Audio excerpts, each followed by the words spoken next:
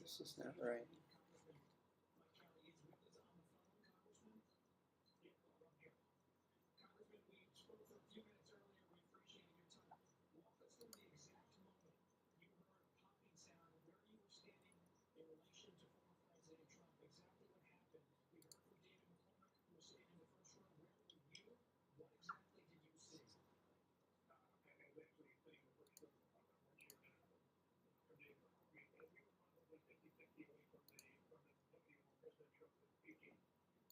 Next Saturday at 7 p.m.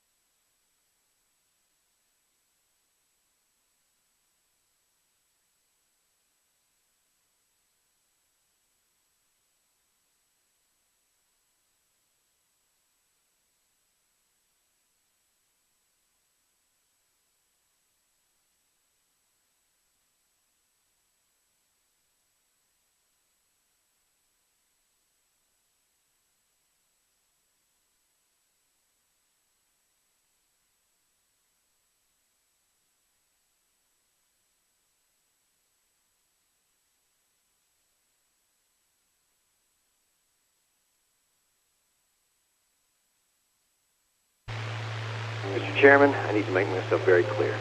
If we uplink now, Skynet will be in control of your military. But you'll be in control of Skynet, right? That is correct, sir. Skynet.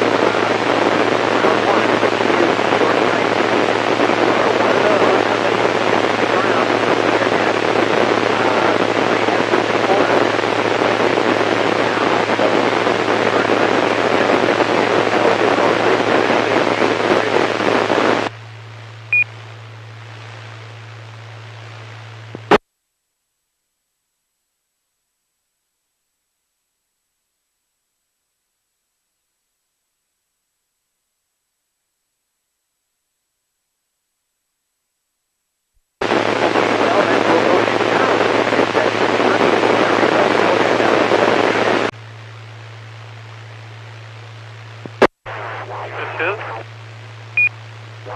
Whiskey 5, Bacon, Lettuce, Tomato, W5BLT, Bill, Garland.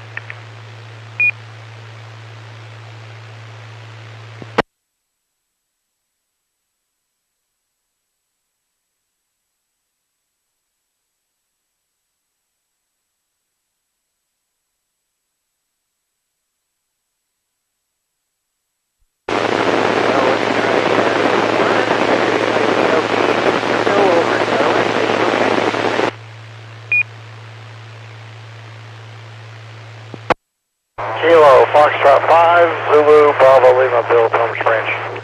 Milky Way, oh, and Bob the Cat. KF5, WL, Bill, Farmers Ranch. This is Alpha Golf, 9 Sierra Golf, Antonio in Dallas.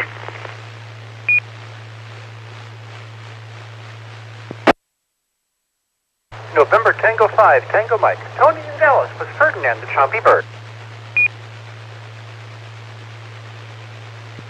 Alpha 5, Alpha Hotel, Robert Richardson.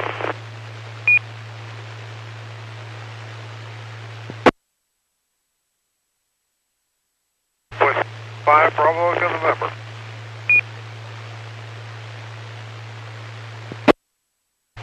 Kilo Juliet 5, Charlie Golf Tango, James in Dallas.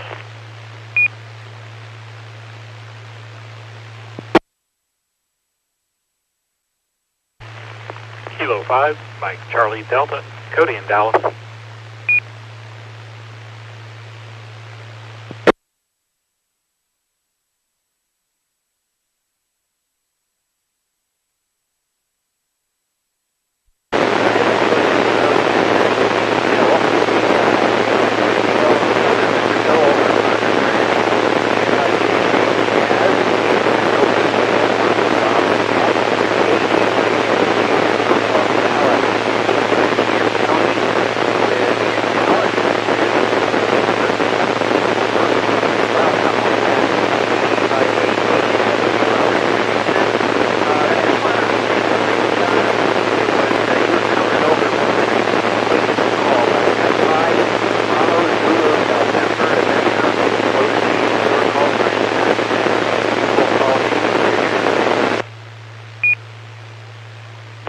Whiskey Alpha 5, Bravo to November, mobile.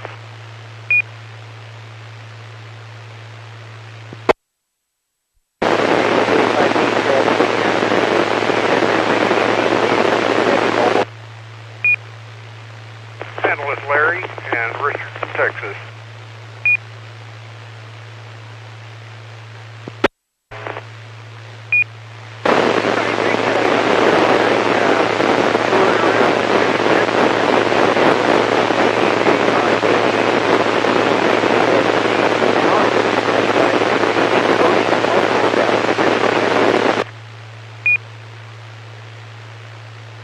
Kilo Juliet 5, Golf November Foxtrot.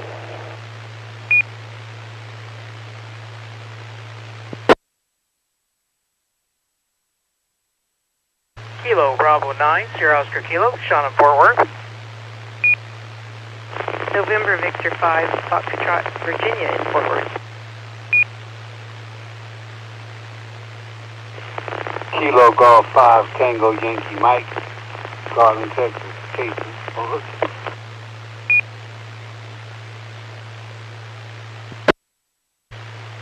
November 5, Bravo, Bravo.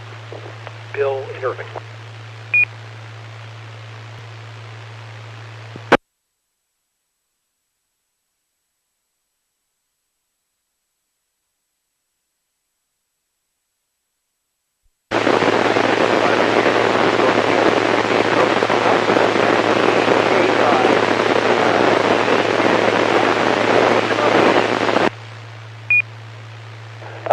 Yes, this is Brian, and I'm in Tulsa, Texas, just outside Sarah.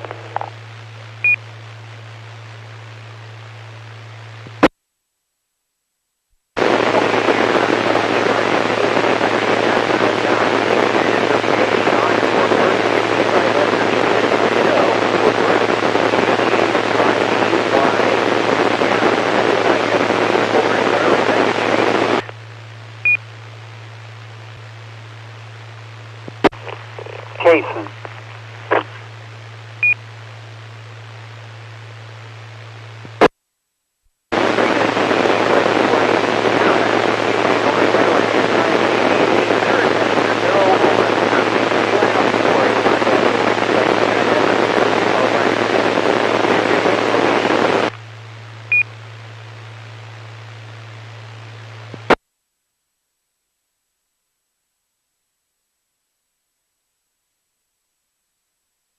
This is Kilo 5, Kilo, Tango X-Ray Kelly in point.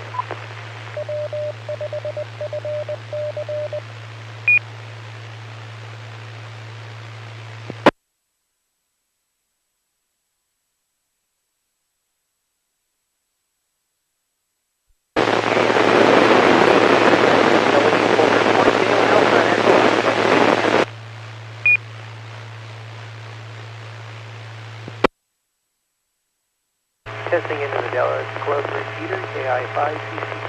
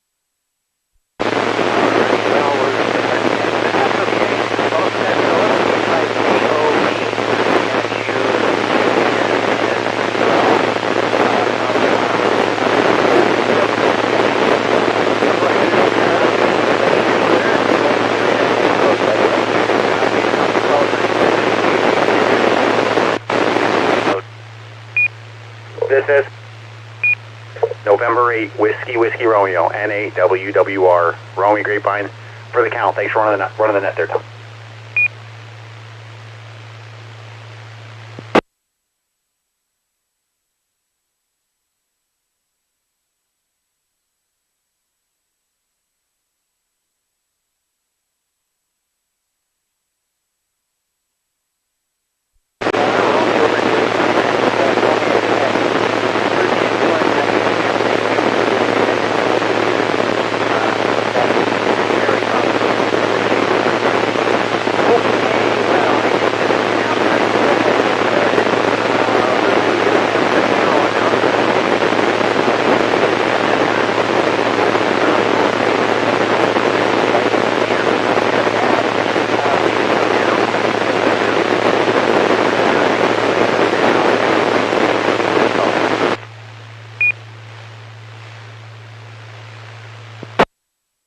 November Tango 5, Tango Mike.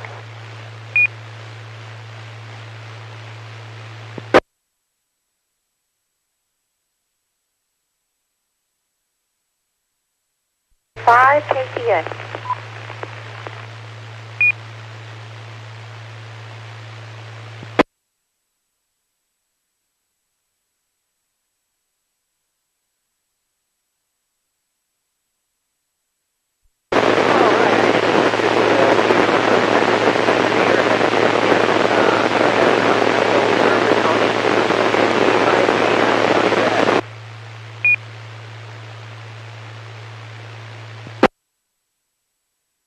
Thank you, Tom. I'd like to remind everyone that there's an entire contest I didn't know about going on right now, the IARU and ARRL HF Championship.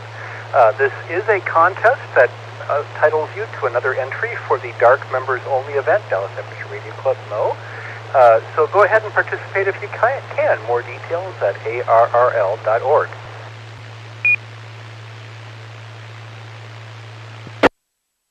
Of course, this is not the last net of the night. We'll be talking about I can't get this title right. In the core of the Earth, in the Earth's core. Anyway, they're inside the Earth using a steam-powered giant drilling machine. From 1967, we'll be talking about it tonight at about 10:30. Of course, we do have some other great nets coming up. The second helping of ham fixins for the month is this Monday. We'll be having a surprise net on the 5th Monday of the month. And most importantly, the Dallas Amateur Radio Club needs your help. You can volunteer for the Moon Day public outreach event by going to w5fc.org and signing up. It's a week from today, the morning of July 20th. So I know you'll correct me on the Afterglow movie title, and then we can all make fun of it or praise it later tonight at 10:30 plus or minus 5 minutes. NT5TF, back to net.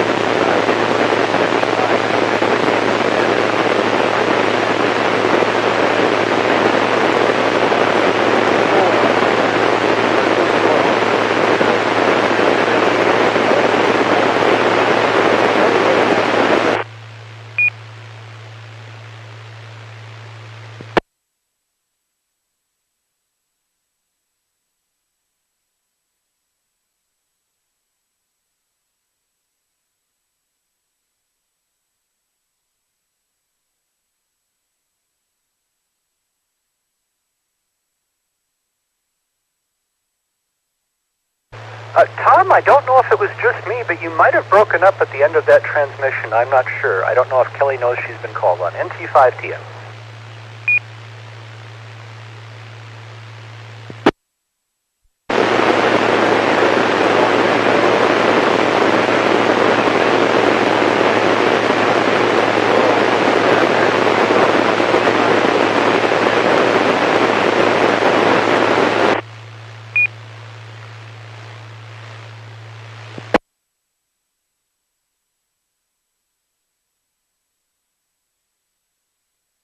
K5KTS Tom, it's very static moving from my end on Echo Link. Hopefully I'm coming through okay. I did have a couple of items that I wanted to bring to the net. One of them, I'll start with the sad story first. World famous Dutch astronaut photographer Wilson passed away on July the 5th. He was 81 years old, and he had bought a star map in the last, say, 30, 40 years. Most likely, that star map was seen by Wilson. He has a beautiful map. I have quite a few of them myself. I would expect that Science Telescope magazine will probably do a feature, but they do have a short article on their website if you want to take a look. But just amazing star maps over the last few years, and very sad to see that he's no longer.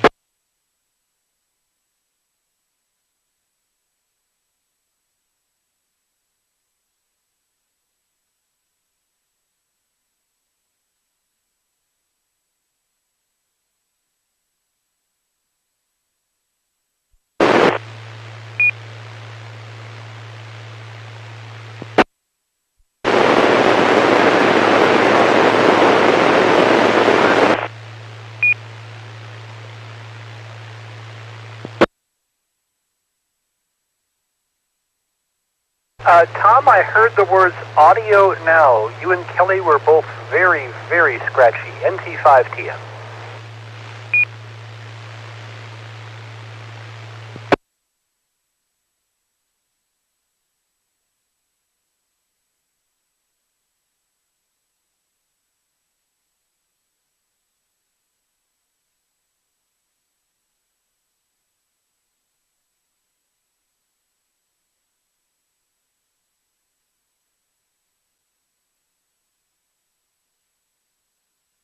I'm guessing it's a problem at the repeaters and several stations seem weaker. Tony, don't know if you can hear me. This is N5BB. But you sound great, Tony.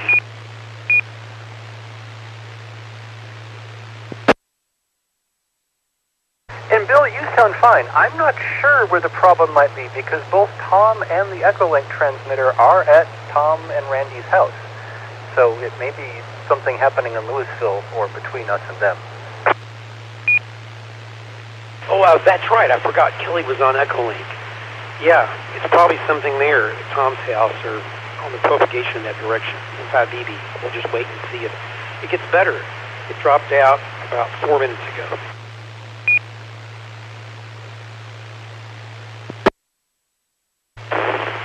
YouTube audio has been mostly white noise for the entire net.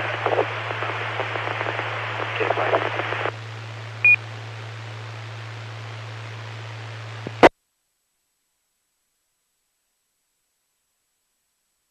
Uh-oh. Well, that's also from Tom's house. NT5TM.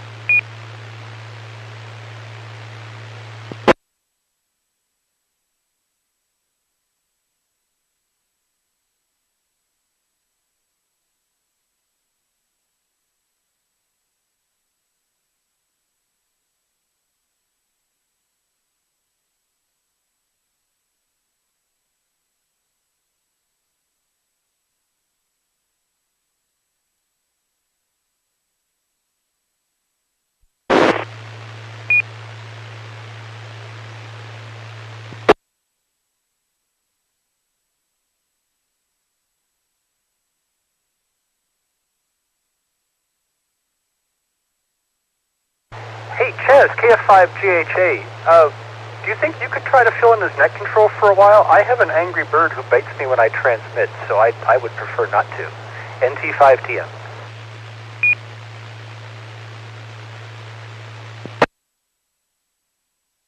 Tony, is my signal coming through okay? This is KF5JHA. Yes, sir, it is. NT5TM.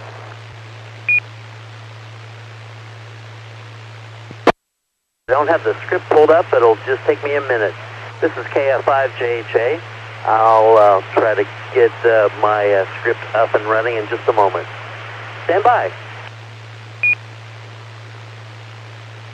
Would you rather me do it, Chaz, since you have things going on in the script? I would be glad to read the script if you like it. This is N5BB.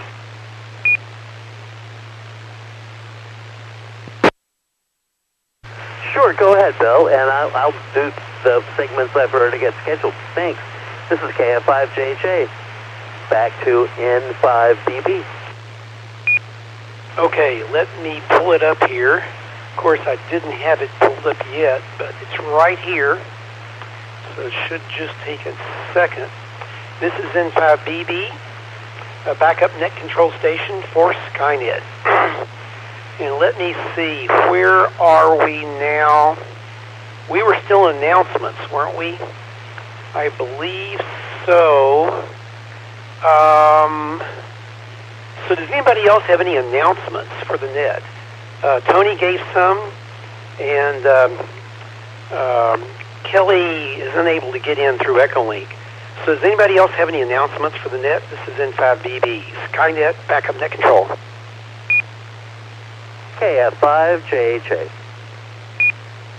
KF5JHA, go ahead there, Chaz.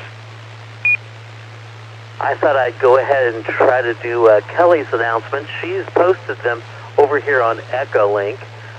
She wanted to, of course, remind everyone that next week, Tony's already talked about this, but next week is Moon Day, and there's all sorts of things going to be going on there. Keynote speaker is astronaut Gregory Johnson, so that's a good thing. And let's see now, I'm going to scroll up on this. Let's see now, Moon Day. And a famous Dutch astrocartographer, Will Triton, he's authored several different star maps. He passed away this past week. So those are the two segments that I believe that Kelly had in there to make an announcement. This is KF5JHA. Very good. Thank you, Chaz. Does anybody else have any announcements? This is N5BB, Skynet Backup Net Control.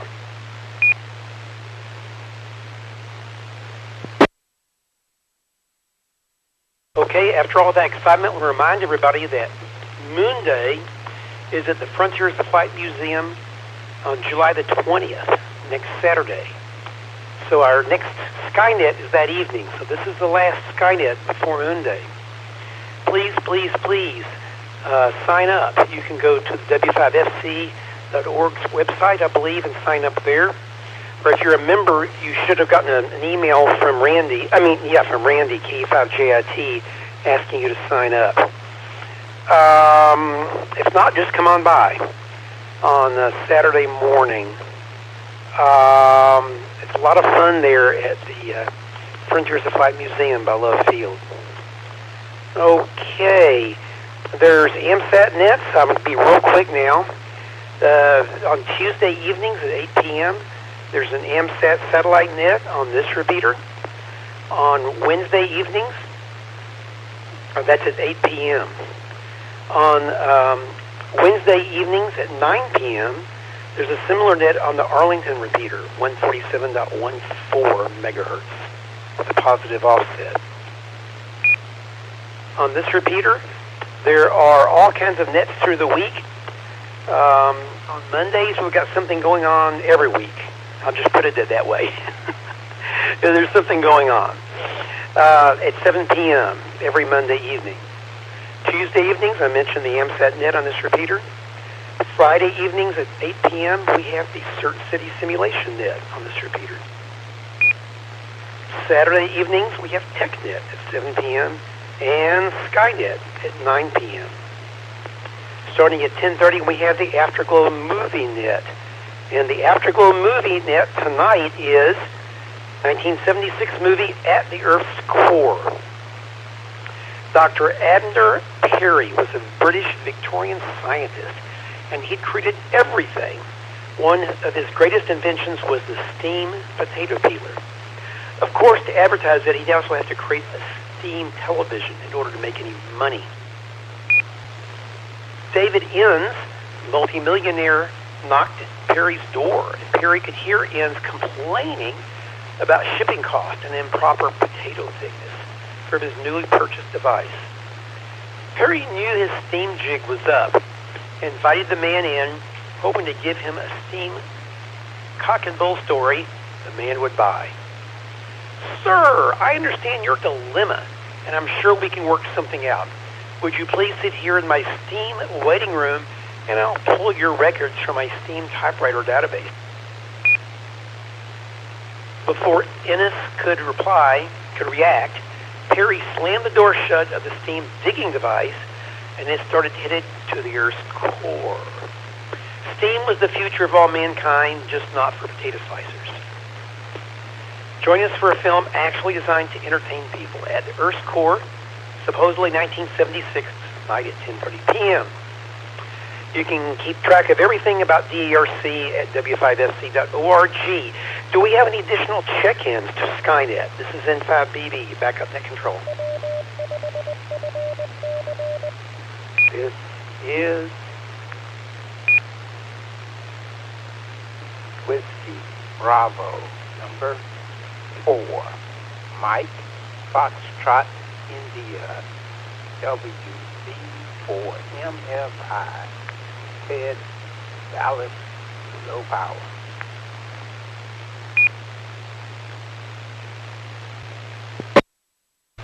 Kilo Charlie 5, Mike Papa Oscar, Jamie, Mobile, Oak Cliff.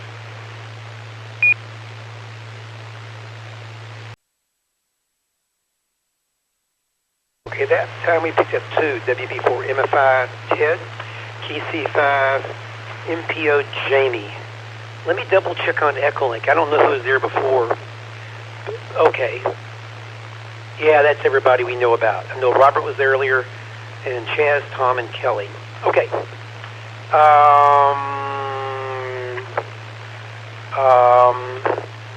There are comments over on, okay, about Moon Day. Moon Day is next Saturday, 10 a.m. to 4 p.m. at Frontiers of Flight Museum. The keynote speaker is astronaut Gregory Johnson.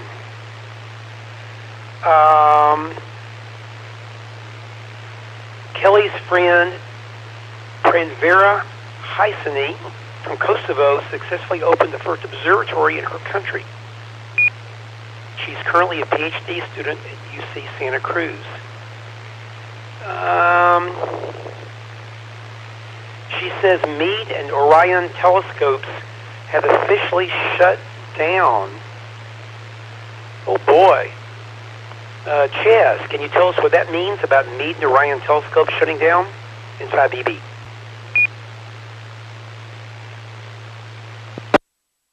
Oh, I got that announcement earlier today. They've closed their offices, so if you want any service done on an Orion or Meade telescope, it's not going to happen.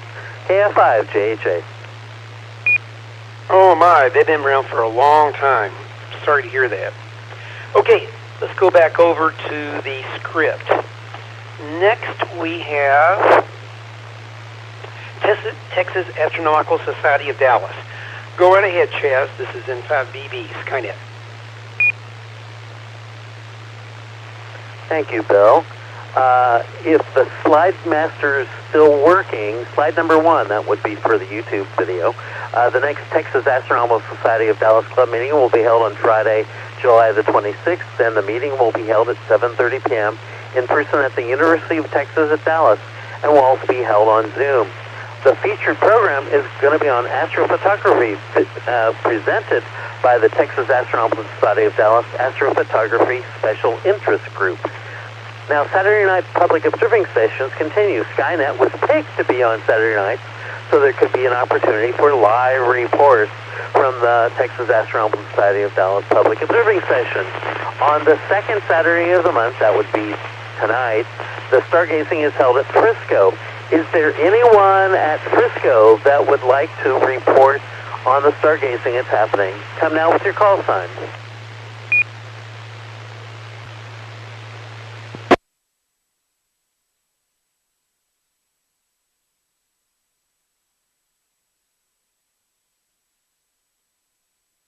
Unless they were on Echolink, I don't think they would have made the trip to the repeater.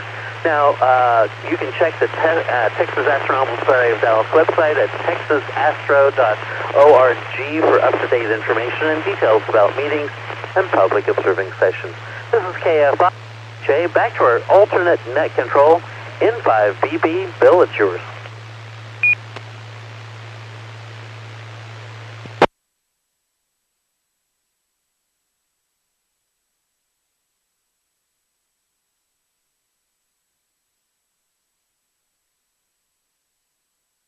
Very good, Jeff. Thank you for the announcements about TAS, and your signal was fine. Okay, next, National Space Society events and activities. The National Space Society is a group of people who are interested in things that humans do in space. Space flight, rockets, space probes, space telescopes, moon bases, you name it. The local chapter of National Space Society is very active.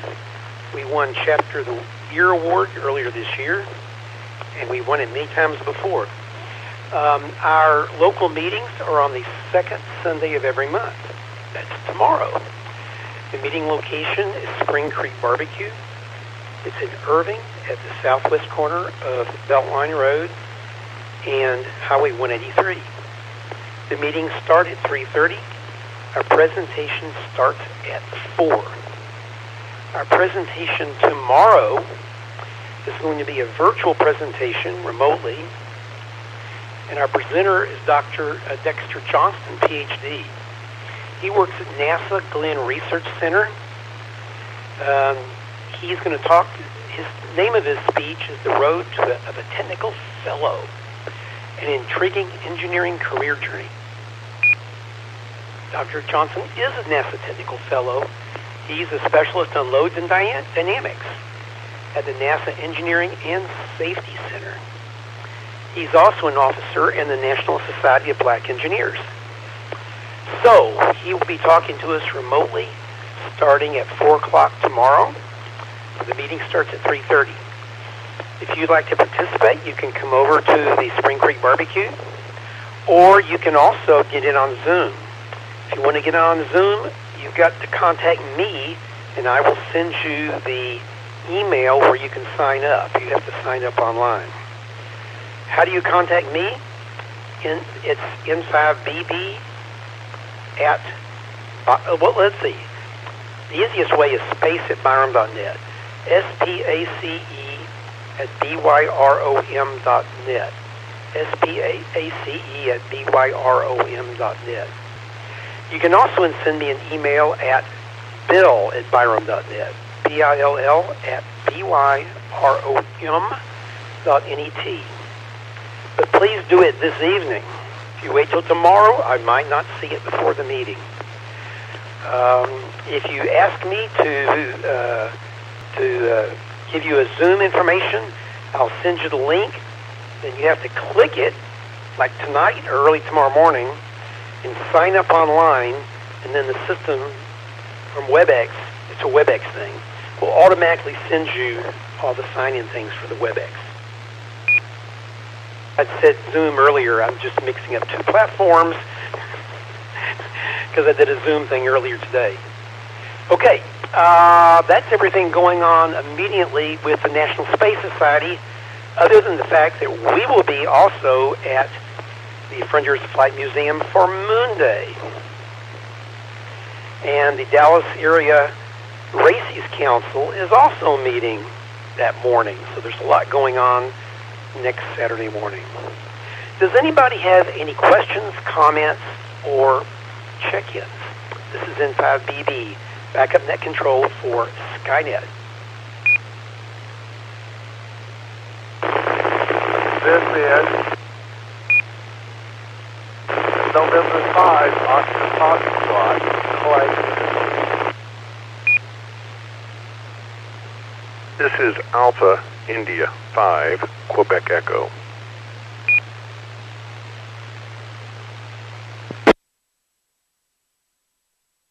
Recognize Clay in 50F and AI5QE.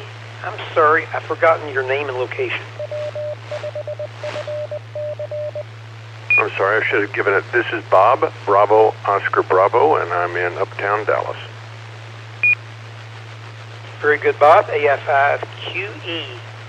Bob in Dallas. Welcome to the net, Bob. Do we have any other check-ins to Skynet? This is N5BB, backup net control.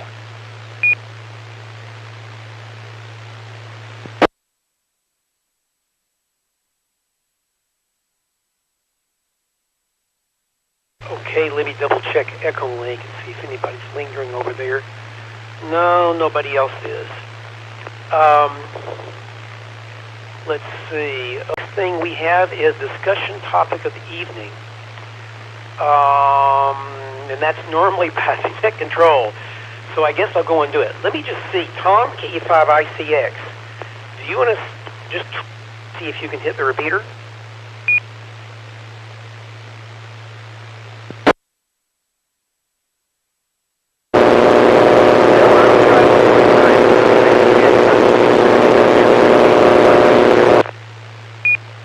I can hear you with about 50% noise, but I can hear you. Why don't you try like a paragraph worth and then stop, and I'll let you know how you're doing, okay?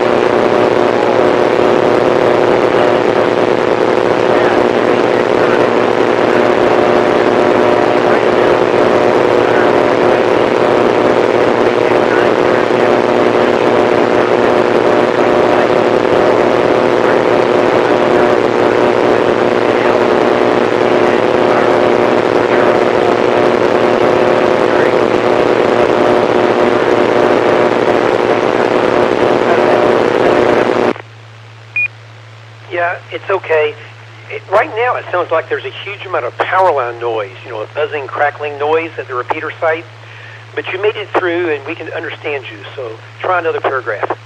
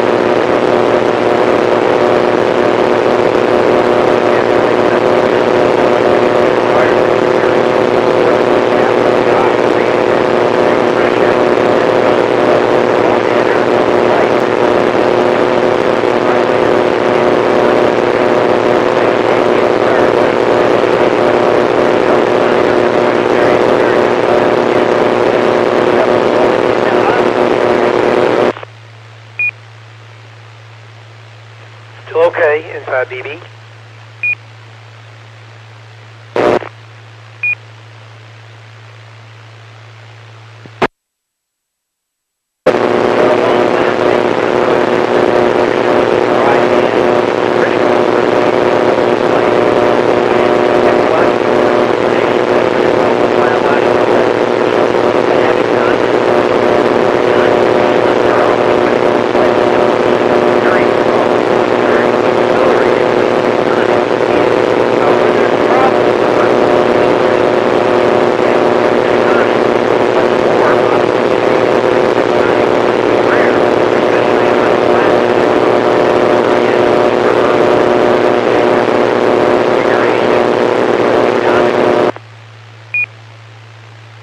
Okay.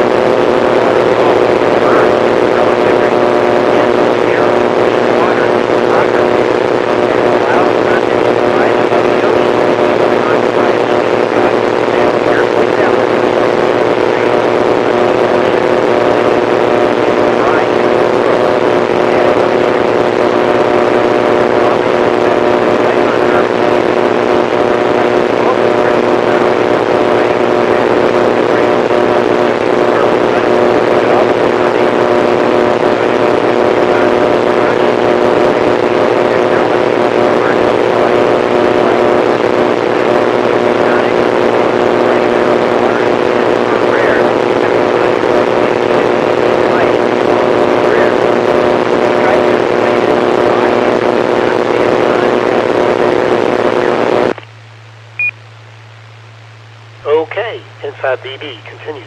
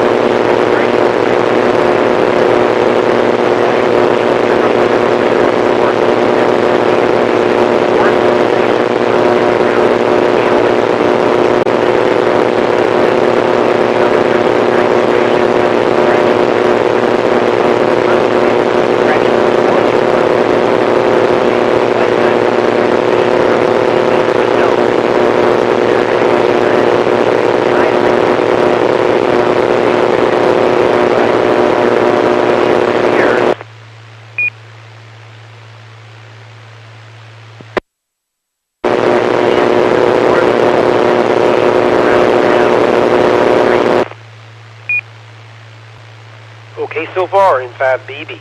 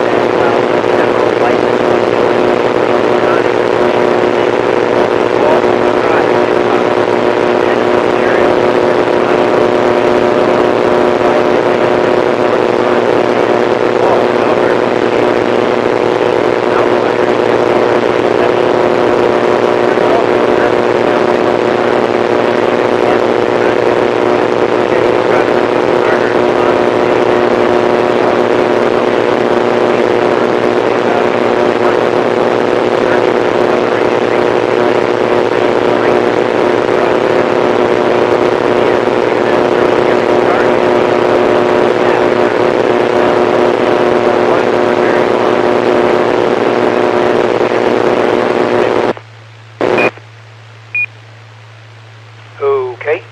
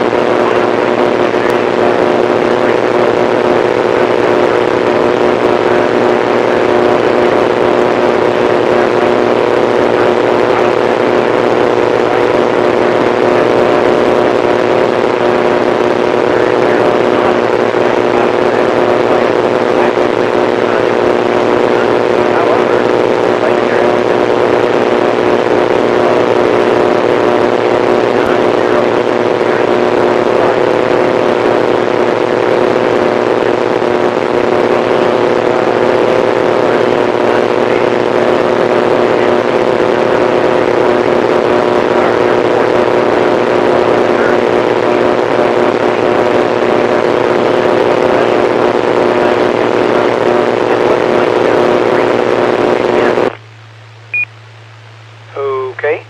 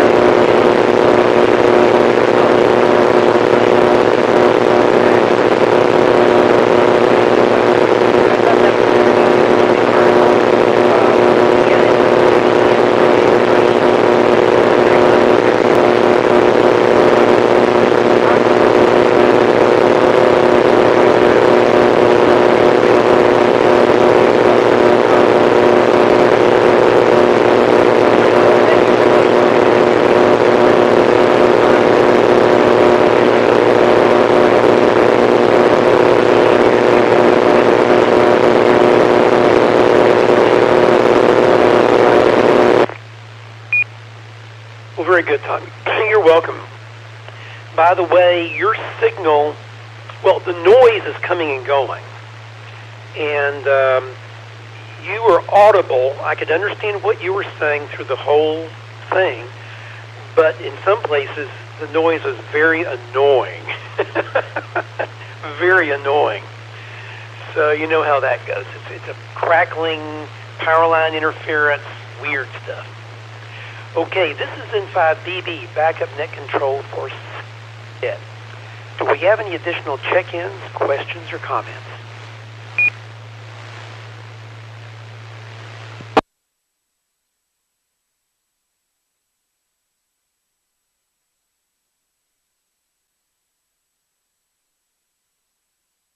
Okay, there's nobody new on Echolink, so now let's go back to Chaz. KF5JHA. Chaz, what's up? This is N5BB. Skynet.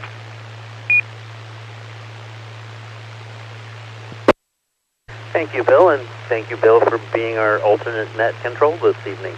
Slide Master, slide number 2. This is Chaz, KF5JHA. We call this segment of Skynet What's Up because it's all about what's going on astronomically over the next couple of weeks and beyond. Slide Master, slide number 3. Tonight, on July the 13th, the moon's phase is the first quarter. The moon will be full on July the 21st. On July the 24th, the moon is at perigee, which is a point in the moon's orbit that is closest to the Earth at a distance of 364,917 kilometers. On July 27th, the moon will be at third quarter phase. The moon will be new on August the 4th. On August the 9th, the moon will be at apogee, which is the point in the moon's orbit that is furthest from the Earth at a distance of 405,297 kilometers. Slide Master, slide number 4.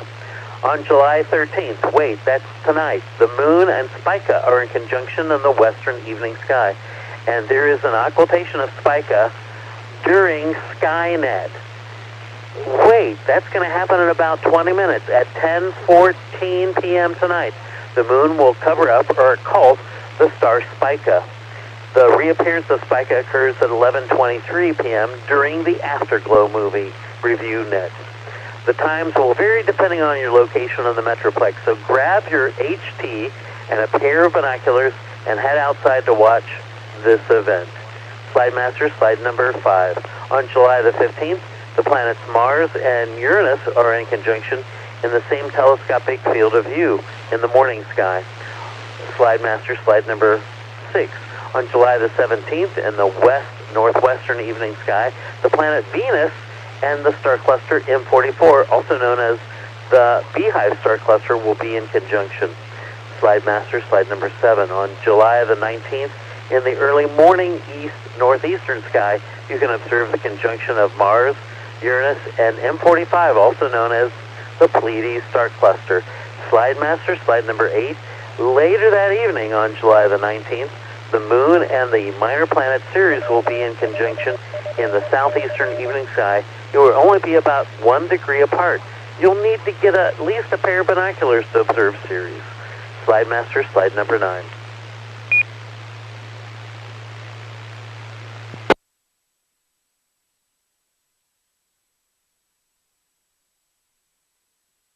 And this is KF5JHA, and this is Skynet.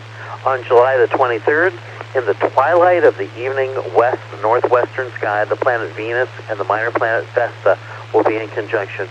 Again, you'll need a pair of binoculars to view Vesta. Slide Master, slide number 10. Do any of you out there in Radio Land have a question or need a fill on any of the information?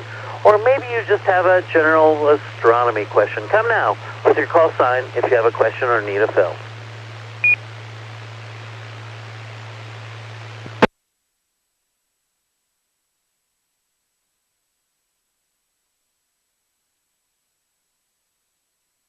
All right, not hearing anything. Slide Master, slide number 11.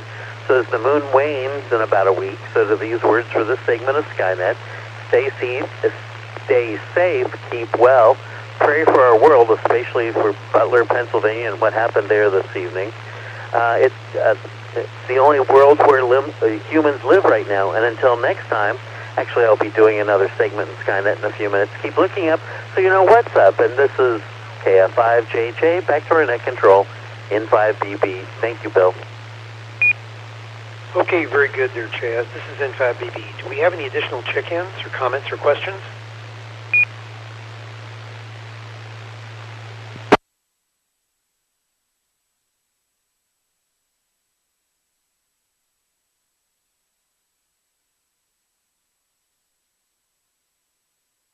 It's next time for Kelly's segment.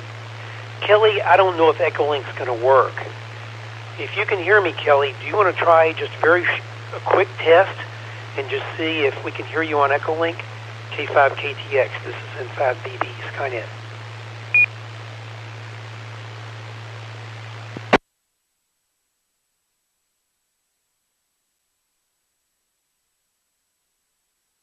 This is K5KTX. How am I coming through, Bill? A little noisy, but I think it's good enough. Why don't you go ahead and try, break every once in a while, and I'll let you know how you're doing, just as I did with Tom. Inside BB, go ahead.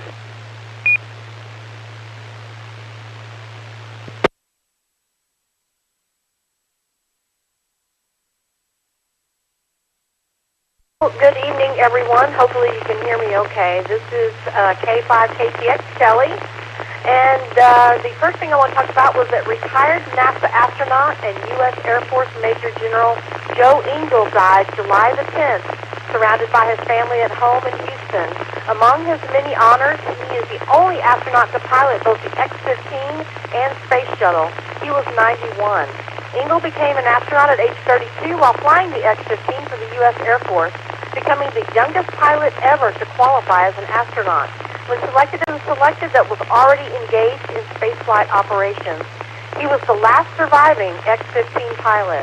Engle was born in Dickinson County, Kansas, and attended the University of Kansas Lawrence, graduating with a degree in aeronautical engineering in 1955. He received his commission through the Air Force Reserve Officer Training Course, earning his pilot wings in 1958.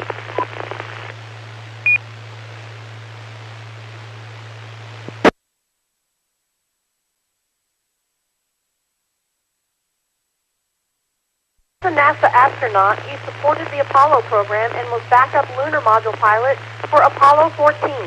In 1977, he served as commander of the Space Shuttle Enterprise, which used a modified Boeing 747 shuttle carrier aircraft to release Enterprise for approach and landing tests. In November 1981, he commanded the second flight of the Space Shuttle Columbia. He was the first and only pilot to manually fly an aerospace vehicle from Mach 25 to landing. He accumulated the last of his 224 hours in space when he commanded the Space Shuttle Discovery in August of 1985, one of the most challenging shuttle missions ever. On that mission, the crew deployed 3 commercial satellites and retrieved, repaired, and redeployed another malfunctioning satellite that had been launched on a previous shuttle mission.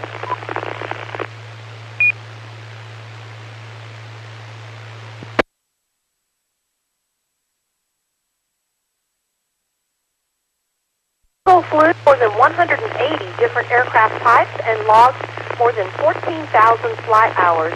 His military decorations include the Department of Defense Distinguished Service Medal, U.S. Air Force Distinguished Service Medal, and the Air Force Distinguished Flying Cross with oak leaf cluster. He has received the NASA Distinguished Service Medal and Spaceflight Medal, as well as the Harmon International Aviation Trophy, the Collier Trophy, the Goddard Space Trophy, the General Thomas D. White Space Trophy, and the Kinchlow Experimental Test Pilots Trophy. In 1992, he was inducted into the Aerospace Walk of Honor. Okay, so far, Kelly, in 5BB.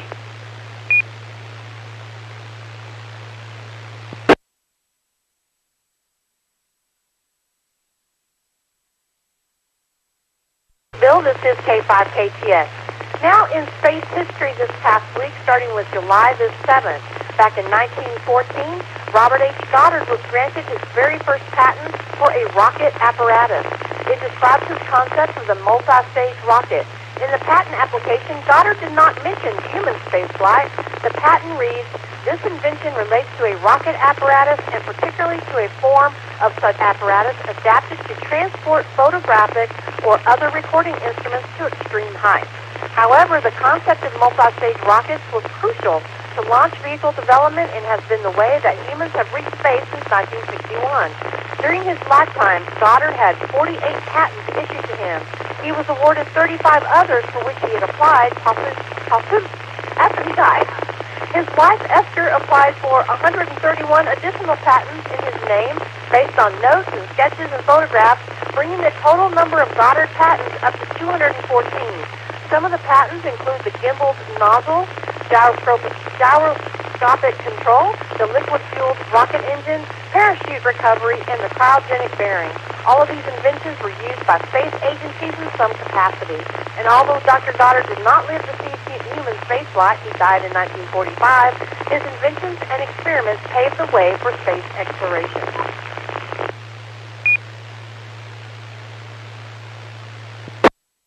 Okay so far.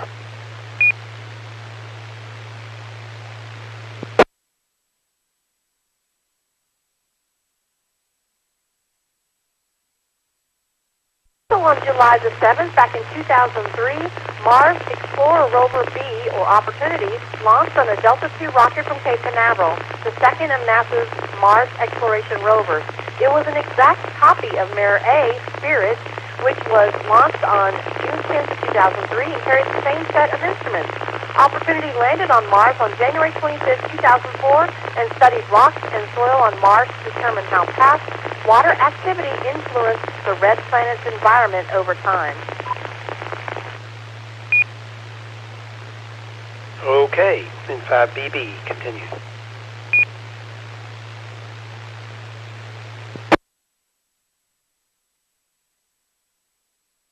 July 8, 2011, Space Shuttle Atlantis left Launch Pad 39A at NASA's Kennedy Space Center for her last flight in space.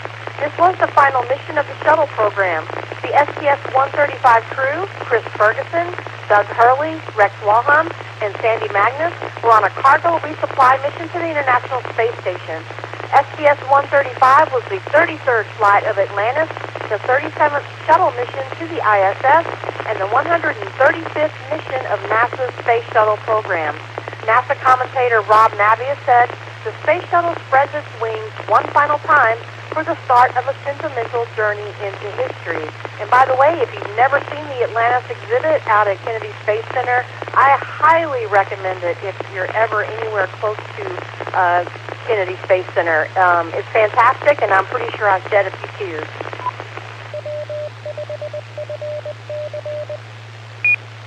Okay, Skynet, this is inside BB, alternate net control, continued.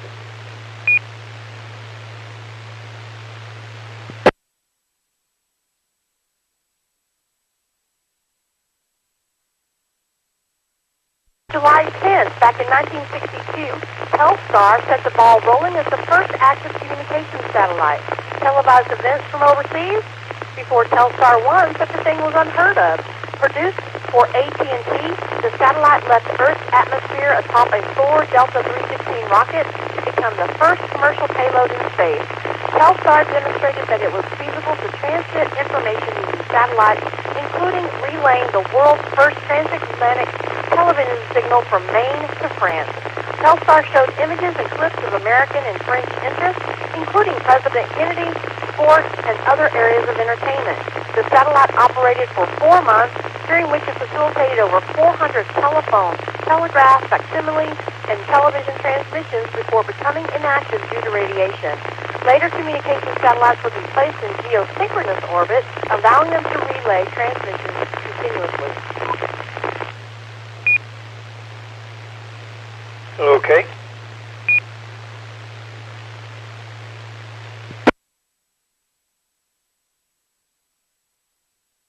July 11th, 1979, America's first space station, Skylab, returned to Earth. Skylab, launched on May 14th, 1973, from NASA's Kennedy Space Center, marked a new phase for America's human spaceflight program. The goal now became to stay in space for longer periods of time and conduct complex scientific experiments in the unique space environment.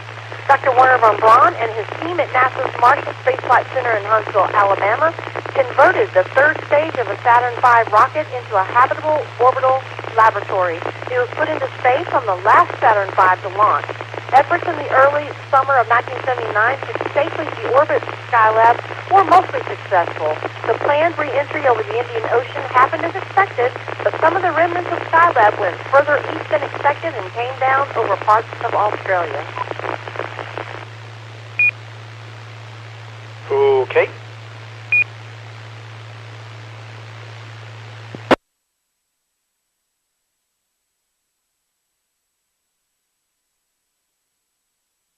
July 12, 2000, the Zvezda service module launched on a Russian Proton rocket. The first completely Russian contribution to the International Space Station, Zvezda served as the cornerstone for the first IS inhabitants and provided living quarters as well as life support, communications, flight control, and propulsion systems. The ISS has since been completed, but Zvezda still functions as the heart of the Russian. Okay.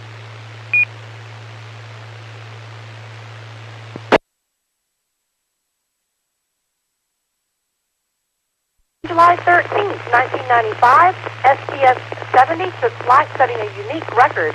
Space Shuttle Discovery was launched a mere 6 days after the landing of sister ship Atlantis.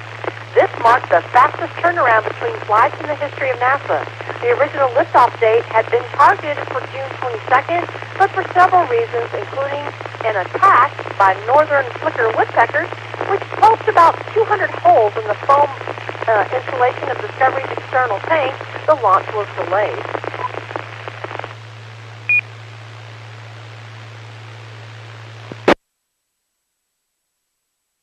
Okay.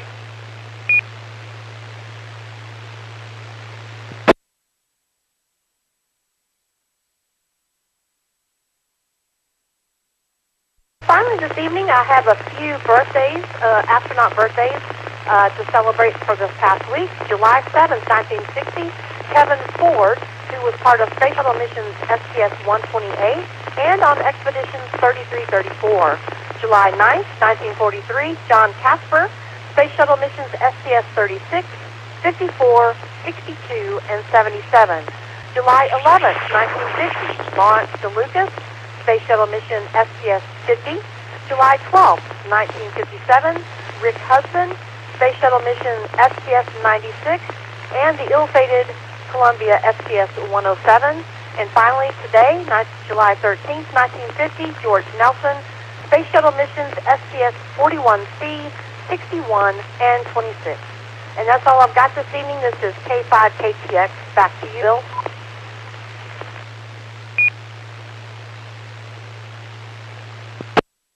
Very good, Kelly. This is N5BB, alternate net control for Skynet. Yes, STS-70, the Woodpecker mission. Astronaut, he's actually a mission specialist, Don Thomas. He came to one of the National Space Society North Texas meetings in Irving several years ago, and he had some books to sign, and he also talked and gave us a presentation about the mission. The woodpecker caused a lot of grief. A lot of grief. But it was funny, but it was very expensive and aggravating. Okay, this is Skynet. Do we have anybody else that would like to check in? Or questions or comments? This is N5BB, alternate net control. This is Alpha Indy 5 Quebec Echo with a comment. AF5QE, go right ahead, Bob. Well, I could be wrong. I mean, probably am wrong, but some of the interference may be because we had an X flare 20 minutes ago. Over. Well, it could be, but it sounds to me like power line interference, and those flares normally don't affect VHF communication, which is line of sight and tropospheric. So, yeah, it would affect, if it was skywave communication, it'd be different, but... Okay, thank you. Do we have any other comments, questions, or check-ins? This is N5BB, Skynet.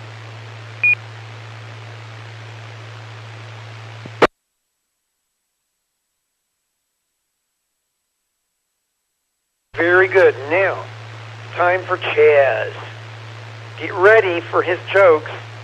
Chaz, tell us about Miss Carolyn's Constellations of the Week. This is N5BB.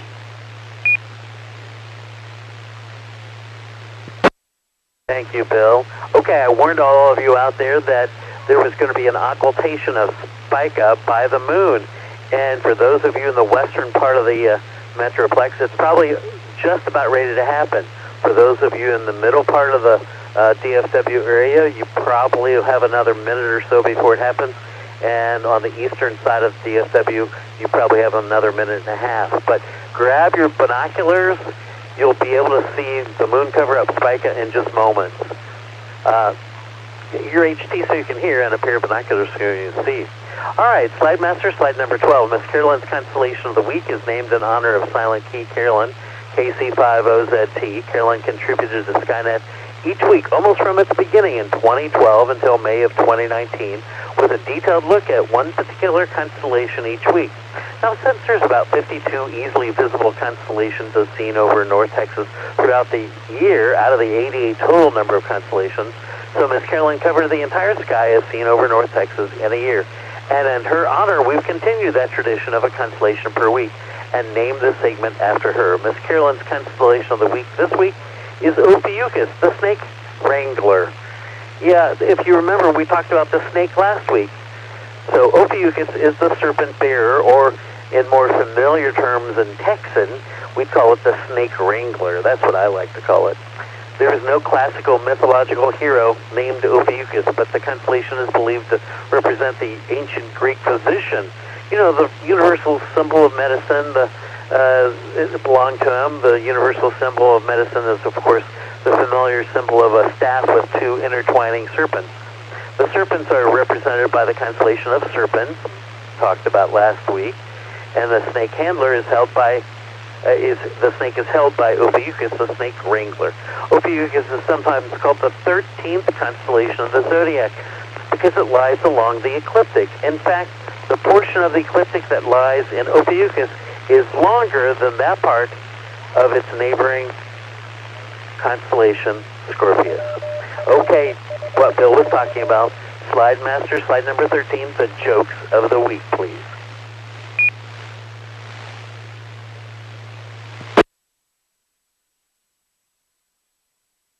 So what's the best unit of measurement for snakes? Well, it's of course inches because they don't have any feet. What do you call a magic snake? An abracadabra. I had to practice saying that one. What do you call a snake who works for the government? A civil serpent. What do you give a sick snake? Aspirin. What's a snake's favorite author? William Shakespeare. What's a snake's favorite TV show? Oh, come on, this is an easy one. Somebody can do this one. Monty Python, of course. And there's a bonus one. Usually I only do 6, but this is a good one. Why was the snake handler mad at the jewelry thief? Because he wanted his diamond back. Slide master, slide number 14, please.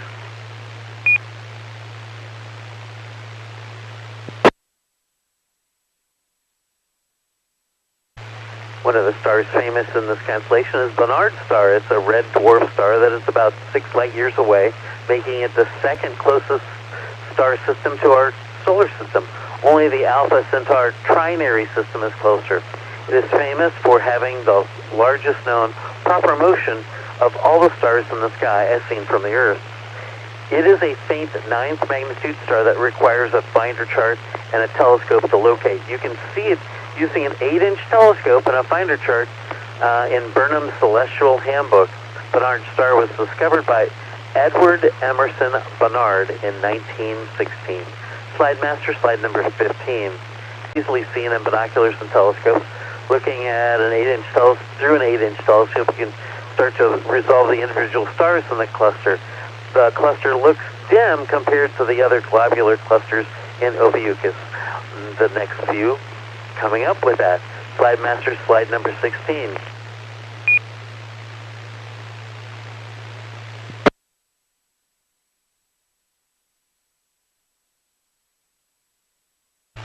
Messier object M10 is brighter and much easier to see than M9. At 41 power, you can start to resolve individual stars. At 85 power, shows more stars, and at 126 power, shows even more. Slide master, slide number 17. M12 is a very similar globular cluster to M10. It starts to resolve at low power, and the view improves at higher power. It is less dense than the other globular clusters that I've talked about here. Therefore, the core resolves better. Slide master, slide number 18. M14 is similar to M9. It's a globular cluster in brightness, and it's mostly unresolvable in an 8-inch telescope. At At 126 power, a few individual stars pop in and out of view, but overall the cluster appears mostly to be somewhat mottled fuzzball with a brighter core. Still, it's easy to notice in a 50 millimeter finder scope, and also visible in binoculars. Slide master, slide number 19.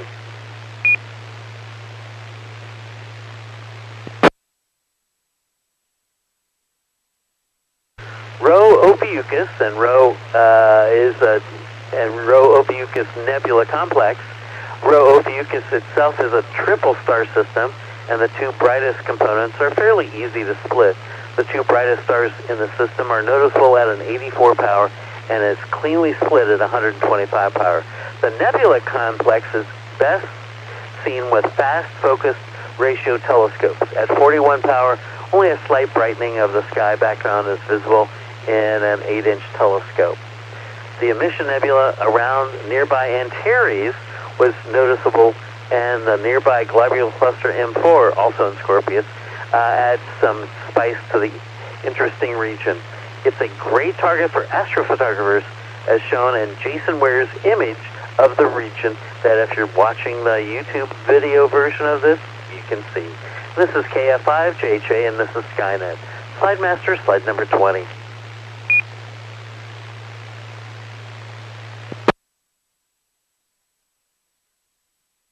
There are a few more astronomical observing program objects in the constellation of Ophiuchus, the Snake Wrangler. I've just given you a sampling of some of those objects. The Astronomical League has, at last count, 74 different observing programs. Some of them have several different levels, too. Now, most of them have about 100 different objects in it. If you observe just 10 different objects in an observing program each month, then you can earn an observing certificate and a pen in about a year. Slide master, slide number 21, and that is Miss Carolyn's Constellation of the Week, Ophiuchus, the Snake Wrangler. And I want to thank my friends Dave Hutchinson and Dennis Harwell for their research and words on deep sky objects that I use, borrow, and steal for every Skynet. I also at times use the website constellation-guide.com for information. Now next week we'll take a look at Draco the Dragon. And this is KF5JJ73. Hope everyone has a great rest of the weekend. Well, thank you, Chaz. Do we have any questions, comments, or check-ins? This is N5VB, alternate net control for Skynet.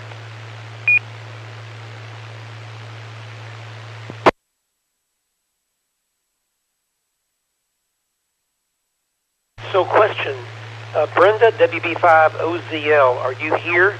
I wasn't listening earlier, so I don't know if she checked in or not.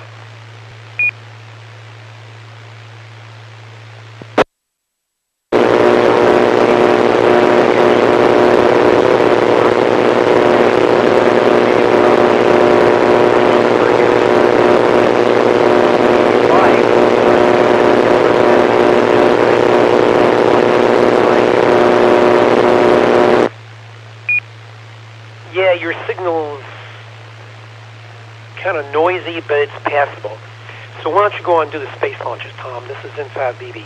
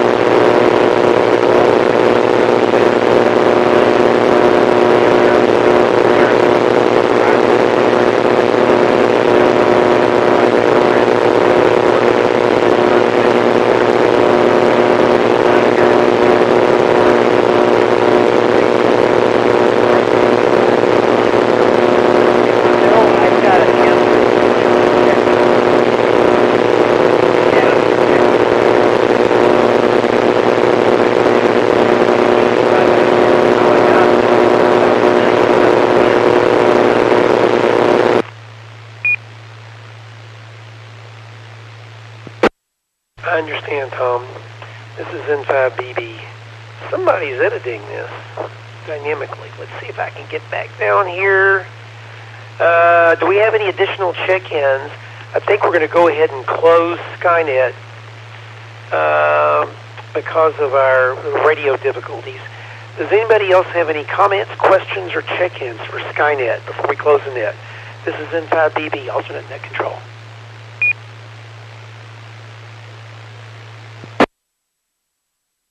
NT5TM coming. NT5TM, go ahead, Tony. Spotting scope outside, and I got to watch Spica switch off like somebody flipped a light switch. Not as awesome as an eclipse, but still neat. NT5TM. Well, very good. You know, astronomers, including some amateur astronomers, have learned a lot by looking at the exact times when occultations occur. So there's a lot of interesting things you can determine about that. If you have a light sensor and equipment that can measure to the millisecond exactly when the occultation occurs in different places, you can learn some things. Okay, now one more try. Any additional check-ins before we close the net? This is N5BB, Skynet. KF5, JJ, recheck.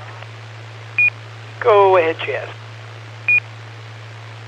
Thank you, Tony, for that report about the occultation. That's the beginning of the occultation.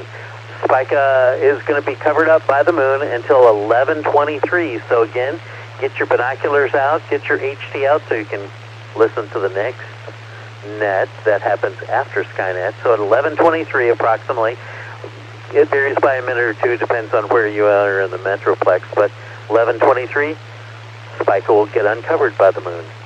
KF5, JHA. Very good there, Chaz. Okay, one last try. Do we have any additional check-ins or comments before I close the net? This is N5BB, alternate net control for Skynet. N5SQA, Ron Dallas just got here. N5SQA.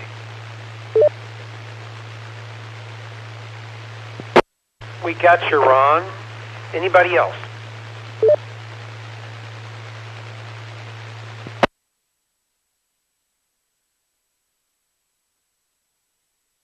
Okay, with Ron, according to Tom, we now have 22 check-ins this evening.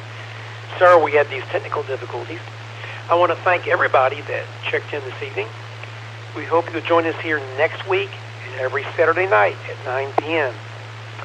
to discuss astronomy, space, and space exploration. On this net, the sky is never the limit. We're always looking for net control stations.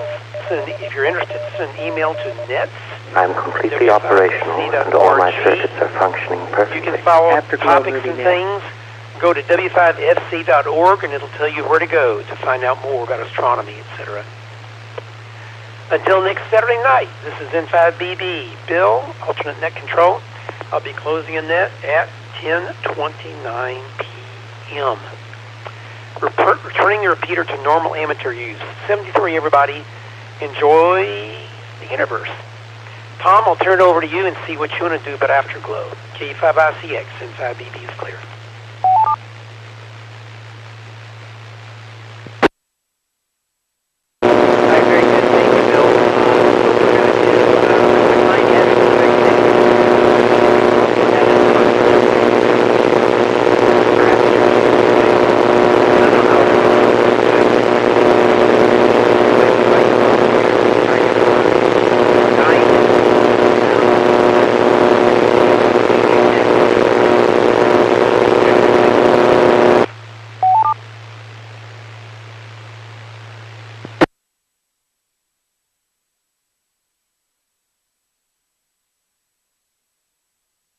November Victor 5 Foxtrot.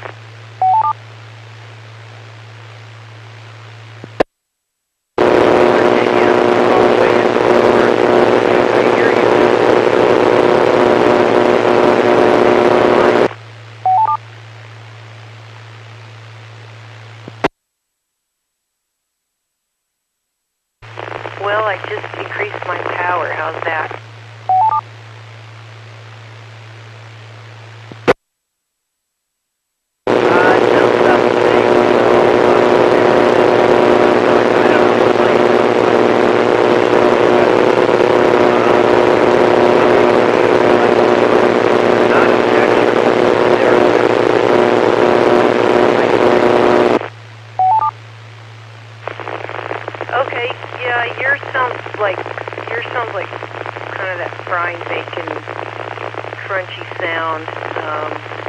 and it is pretty much interfering. It seems to kind of wax and wane on your end. So yeah, I can do it. If it sounds like I'm good enough to be heard by everybody in B5F.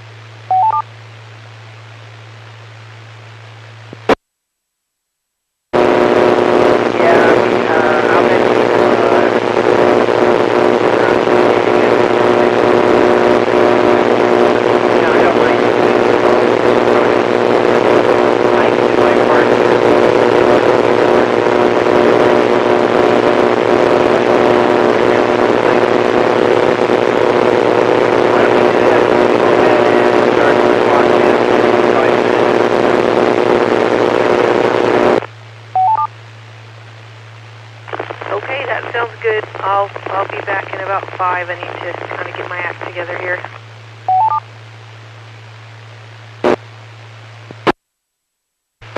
Five F. Alright, thank you. We'll be back in about 5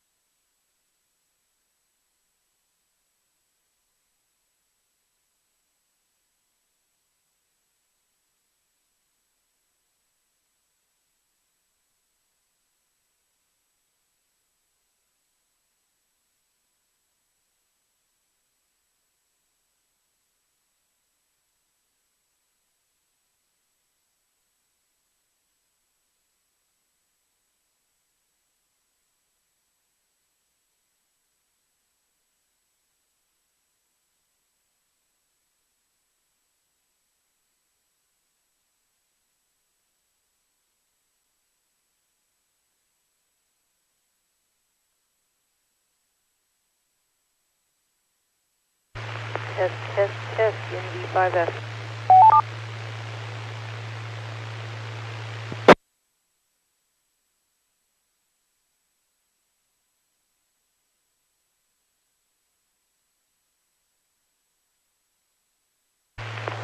Virginia, your test was successful. NT5TM. November Victor by Foxtrot. I will be in control for the Afterglow movie net this evening. Hopefully you guys can hear me okay. Thank you for waiting. I have to get some glasses, headphones, and a glass of water and find the description of our wonderful film online. I know Tom writes really great descriptions, but I figure I need to read this one just for my own benefit because that movie was, I don't know, it wasn't keeping my attention when I tried to watch it because it was just a mishmash of everything.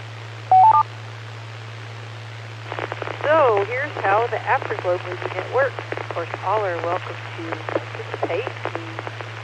We get together here every Saturday evening at 6:30 at Skynet to discuss the film of the week. The film of this week is F-4 from 1976. So what I'll do is I'll read a hopefully brief description of this film, and then I'll do some check-ins, and then we'll go around each time and the plot of the film out of that. We'll go around and talk about characters and acting. In the third round will be music or special effects or whatever comments or general discussion you want to share about the film in the third round. So that was a nice long stall while I cleaned my glasses, and away we go with the description of Afterglow 4. This is, 1976, Christopher science fiction film produced by Britain's Independent Productions, British-American co-production. The film was directed by Kenneth Connor and stars Dave McClure, Peter Cushing, and Carolyn Murray. The film is Technicolor and is based on a 1940 novel four by Bryce Burroughs. The first book of the Solicitor series. Oh wow, that's a mouthful. And let's see. The film is also known as Bryce Burroughs' Pathfinder Force. So the plot of this film: Dr. Abner Perry, a British Victorian scientist, and his U.S. financier David Innes make a test run of their iron mold drilling machine in a Welsh mountain while drilling underground.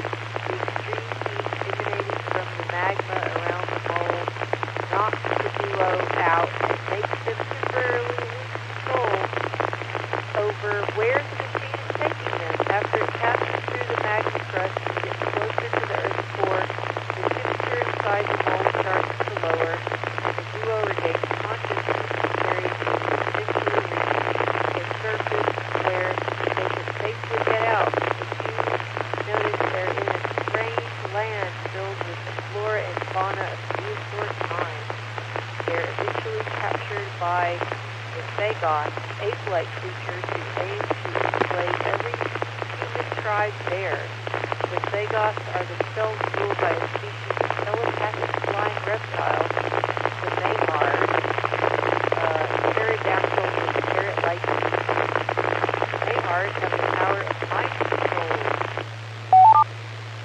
David falls for the enslaved princess Thea. She is eventually chosen as a sacrificial victim in the Mayhar city while David is at work in the magma mines and Perry visits the library. Worried about Thea, David incites a riot within the mine and is captured with Ra, another rebellious slave. The two are sent to the arena where a crowd of slaves watch. The Mayhar send a giant dinosaur to kill the duo, but with the help of Perry, he shouts about the creature's weak point from the crowd. crowd, David and Rob survived. They not only killed a dinosaur, but an attacking mayheart as well, bringing the infections of slaves. David and Rob must rally to achieve this. It is raw and via organize the oppressed tribes and help them work together while Terry teaches them how to construct and use bows and arrows. Together, the humans manage to kill the mayheart and complete their mission. After repairing the mole, Terry and Enid prepare to go back to the surface with Dia.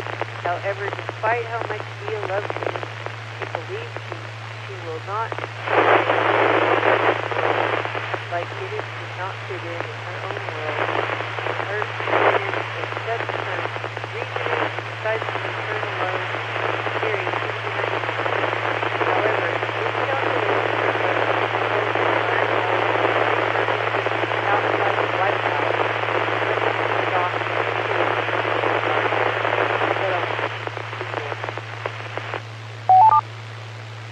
okay, so I will now see who's out there and would like to discuss this wonderful film with us. So, again, my name is Virginia. My call sign is ND5F. If you would like to get on the list to talk about At the Earth's Core, please come now with your call sign phonetically, your name, and your location.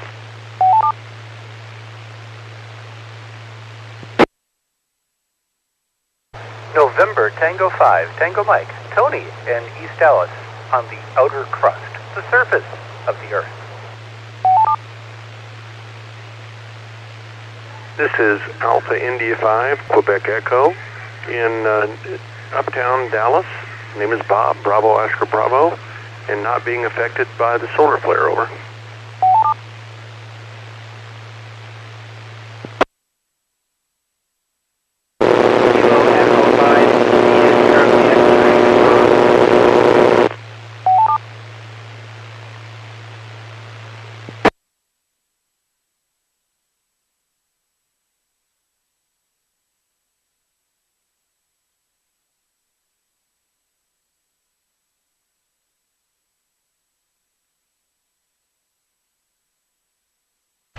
Okay, so far I've got NT5TS Tony in Dallas, AI5TE Bob in Dallas, and K5ICX Tom in Louisville. And overall, everybody sounds generally pretty good. Tom, you're still a little crunchy, but I heard you pretty good. I'm guessing a couple of our other usual suspects will trickle in. I'm not on Echolink right now, so I do not know if anybody's there. If you are on Echolink and you want to get on the list, please key and let me know you're there. Please come now.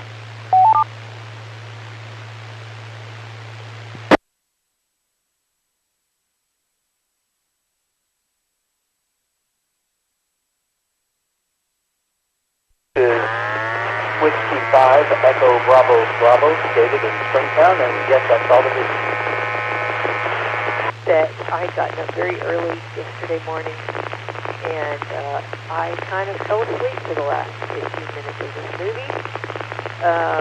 So I am glad Wikipedia had a brief yet detailed description. I at least remember who most of the characters were, so that's good. So, Tony, tell us what you thought about the plot of At the Earth's Core from 1976, believe it or not.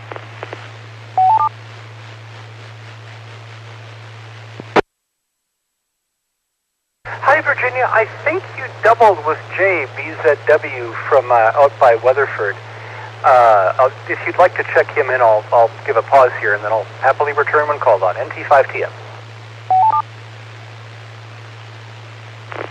Okay, yeah, I didn't hear him, so KZ5C, Jay, are you there? I'll be quiet for a little longer so I can hear you check in.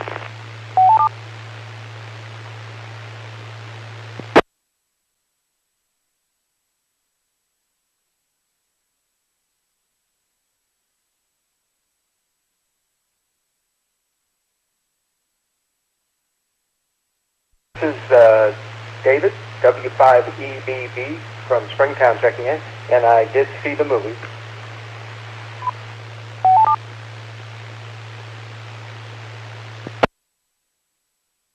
I'm so sorry I confused your voices. NT5TM.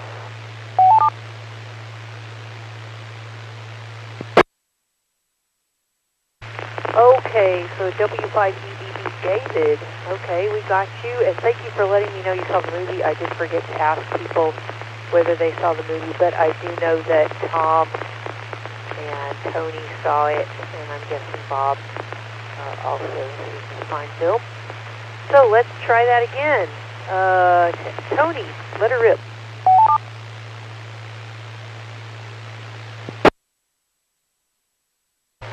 Thank you, Virginia. You know, some of the movies we watch are pretty obscure, and you really can't find much of from Wikipedia other than that, maybe it exists if you're lucky. This one had a very complete plot summary, which I found very helpful because, well, the plot, was generally coherent. I could tell the characters apart, and, okay, these are the good guys, these are the bad guys, this is what's happening here.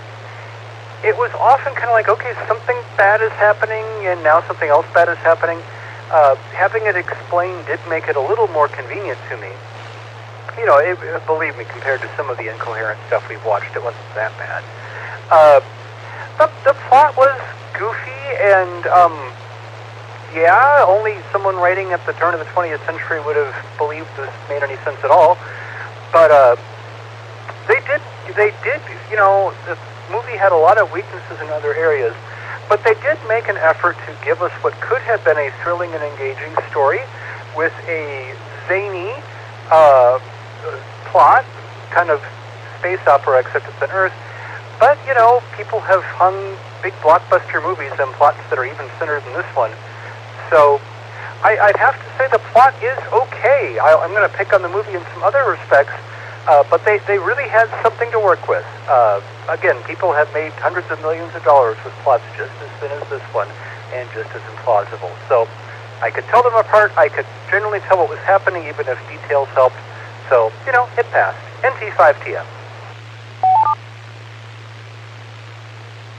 Okay, thank you, Tony. So you basically have officially designated this movie as having a plot that you could understand what was happening, and I would agree with that.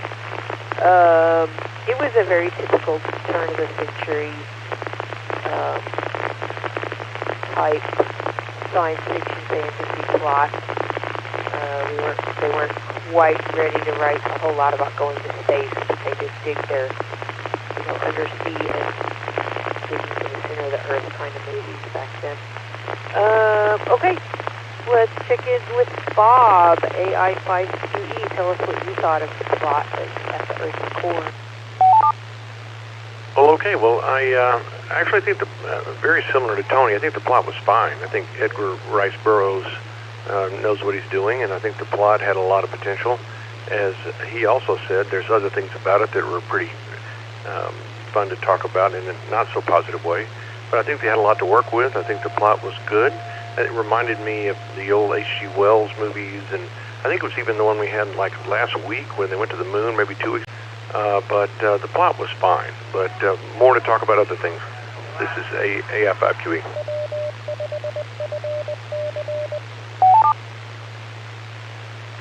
Okay, yeah, I think you're thinking of From the Earth to the Moon, which I did see a few weeks ago, and it did have a very similar vibe, like that turn of the century, very implausible, space travel, kind of thing. So yeah, I think it's a plot, and it had a lot of real predictable kind of stereotypes kind of things that you could at least tell what was going on. So, okay, next, Tom. I'm sure Tom has a lot of really great stuff to say about the plot of this movie. So, let's hear it, Tom.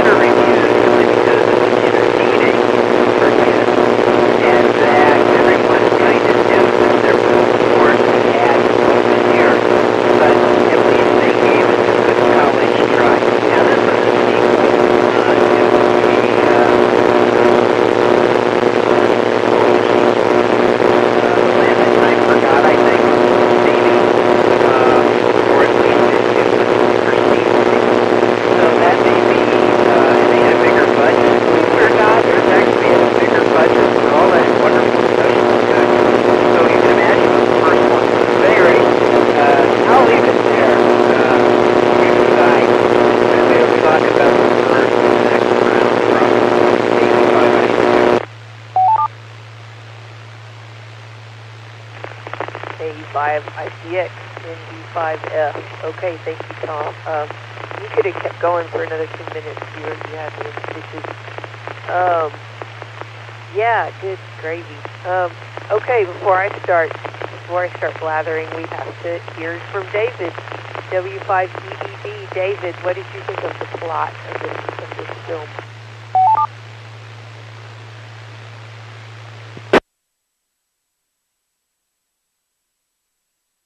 Thanks for running the net. Well, it's bad form to not participate in a net for a movie that you recommended. And I think it was a Saturday afternoon a few months ago when I saw this. It's like, hey, this is kind of pleasant, just in the silliness and kind of the nostalgic kind of, late 70s kind of style.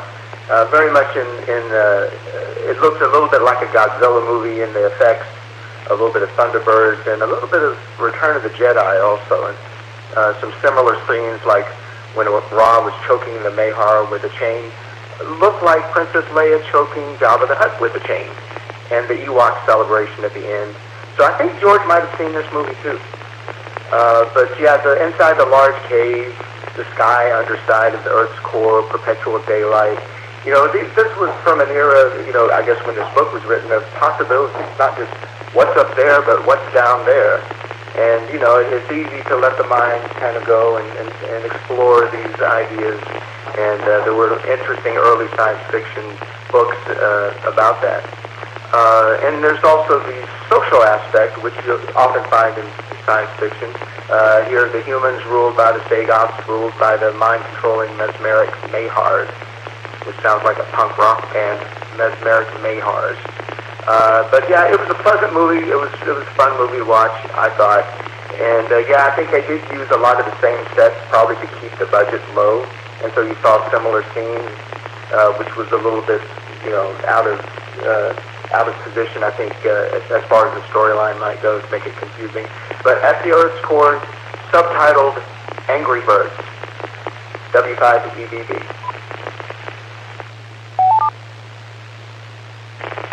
Okay, thank you, David. You had me laughing as hard as Tom, especially there at the end with Angry Birds. There were a lot of weird Angry Birds in this movie and some weird cheesy dinosaurs. So yeah, I got your Godzilla.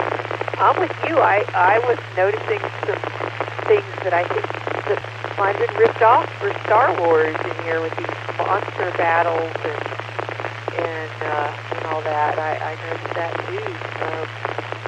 I guess you can't. I mean, Star Wars was being made when this movie came out. Which I think is hilarious that Peter Cushing was in it. So yeah, I think you're got some good insights there. Yeah, it's that cheesy, fun kind of bad that I can watch because it's not gonna get on my nerves to where I'm it doesn't make me angry or silly. The movie poster I'm looking at right now, it says, it's the most terrifying journey of your life. So if they were trying to market it to kids, maybe they were trying to make adults want to see it too. I don't know. I mean, Jaws had come out at this point, and everybody was trying to be kind of scary, but at the same time, I guess they were trying to appeal to more family friendly. I don't know. The flavor of this movie is based on when it came out is a head scratcher for me because you have I can't start talking too much or I'll end up talking about round 3 stuff, but you have this whole mashup of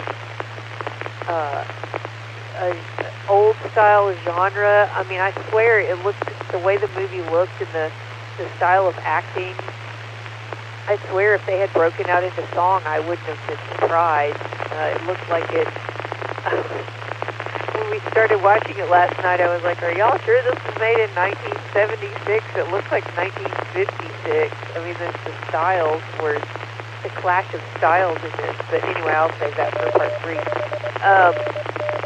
So yeah, the plot was, like Tom said, if it's from an Edgar Rice Burroughs novel, it's probably got a pretty good plot. I watched one of the newer I watched the John Carter movie that came out a few years ago, and, you know, as implausible as those movies are, or those stories are, they made a movie, you know, they made a pretty decent, cool movie out of it.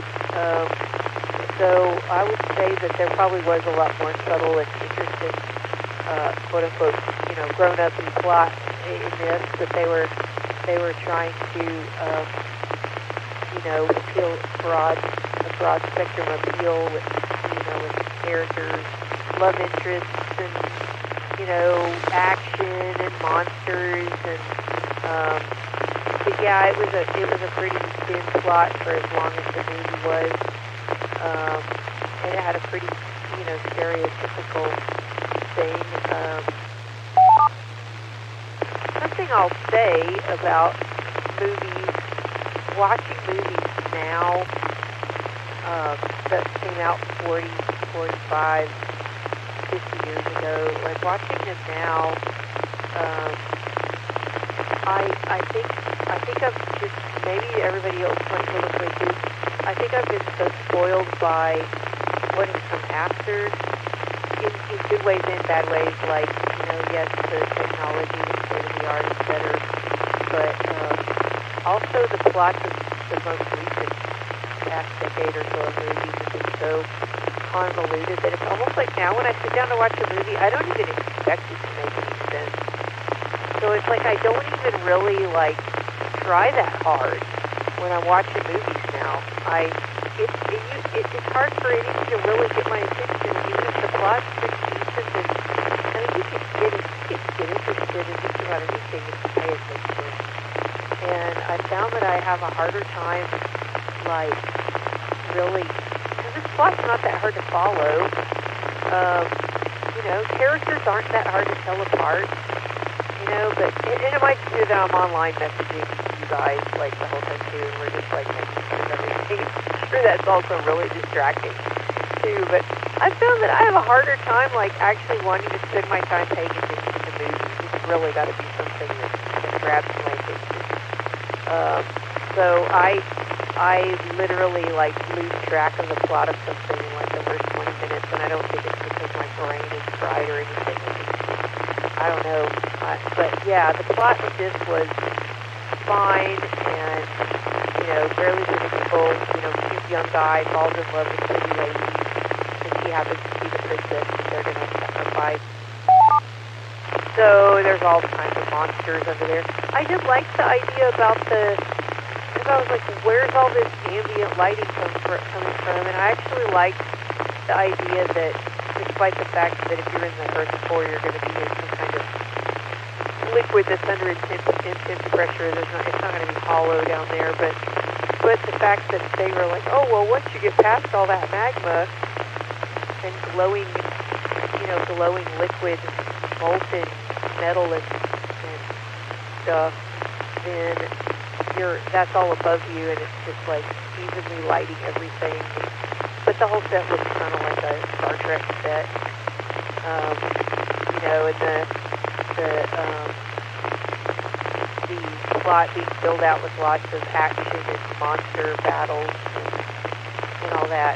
You know, that's just it's like, what can we do with special effects now? I can't resist the joke that I think this was, I don't think it was necessarily produced by, but it was distributed by MGM, and all I can think is, you know, this is the studio that brought you 2001: A Space Odyssey like 8 years before, you know, and now they're serving this up.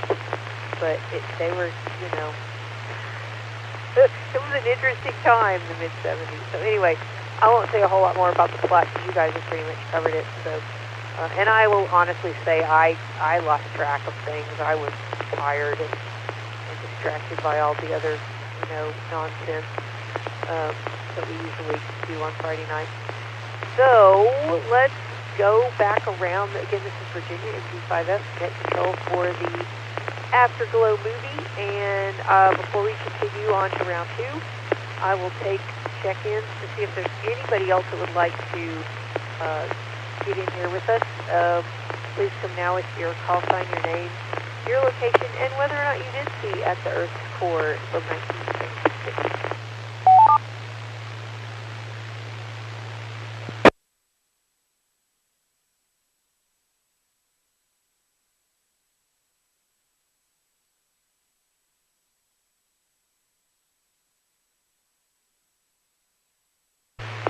Okay, pretty surprised that I didn't hear from Sean. Heard him on the Skynet earlier. So, all right, back to the top of the list. We're with Tony. Tony, tell us about these characters and this acting in At the Earth's Core.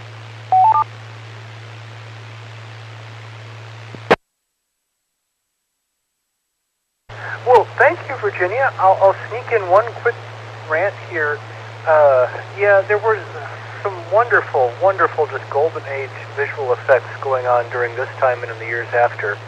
I get deeply annoyed at everyone who talks about Stanley Kubrick faking the moon landing. No, Stanley Kubrick was a director. He probably didn't know more about how to make a special effect than he knew how to fly an airplane. They should say Douglas Trumbull faked the moon landing. He doesn't get enough credit.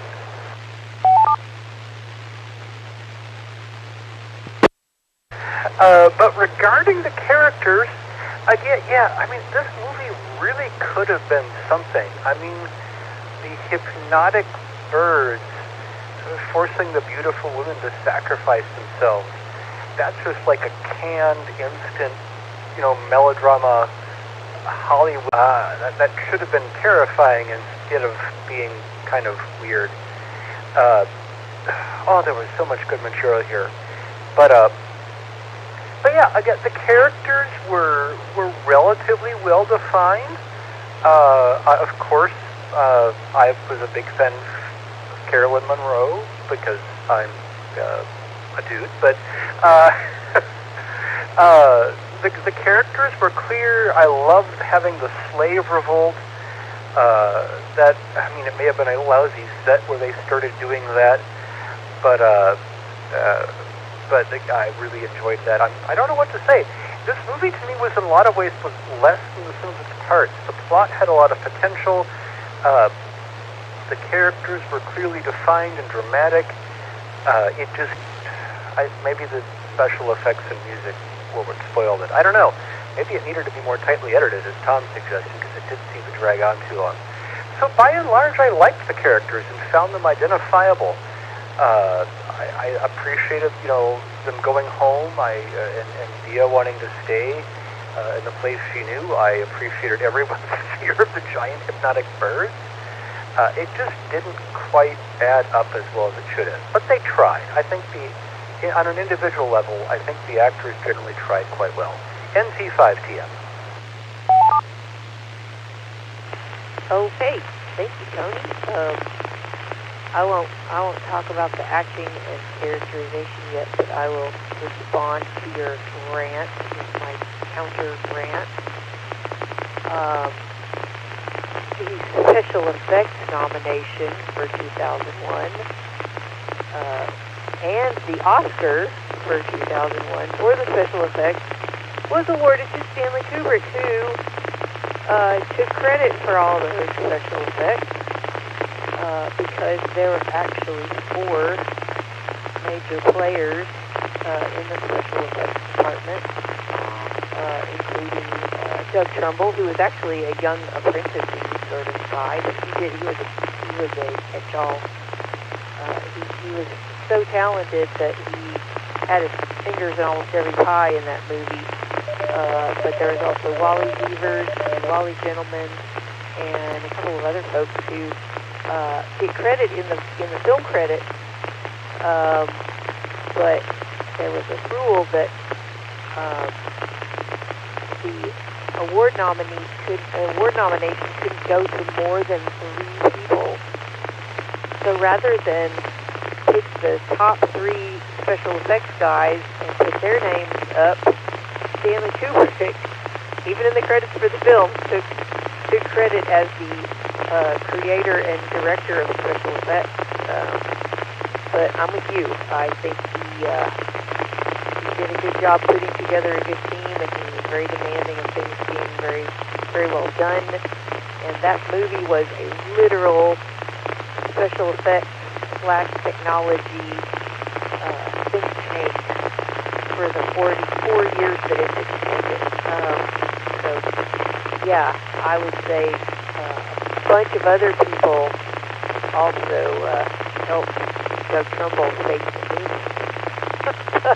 Anyway, off my soapbox. Okay, next we have, let's talk about the characters and acting with Bob, AI5QE. What do you think, Bob? Well, before I do, I just want to mention that the mention of George Lucas and Star Wars, there was one scene where, if you remember, Doug McClure had the spear and he was down in the cave, and that is almost identical. Even the camera shot and the angles and the gate was very similar to Luke Skywalker after Jabba captured him and dropped him in the pit when he had to fight the Rancor, and they even lifted up the big wooden gate and they fought him that way. So I mean, when I saw the scene, even the angle at which they shot it, as soon as I saw it, I thought of Star Wars 6. But so mentioning that on the acting, I think McClure is so handsome, but that whole cigar thing was just ridiculous. He was smoking cigars, you know, while he was running, while somebody's trying to kill him. He never stopped smoking cigars, and that's not really the acting's fault. But and I thought Christopher Plummer, who I think is a great actor, was about as light as he's ever been. I mean, kind of the silly professor thing. I think it's more to do with the acting. I mean, not the acting, but the writing.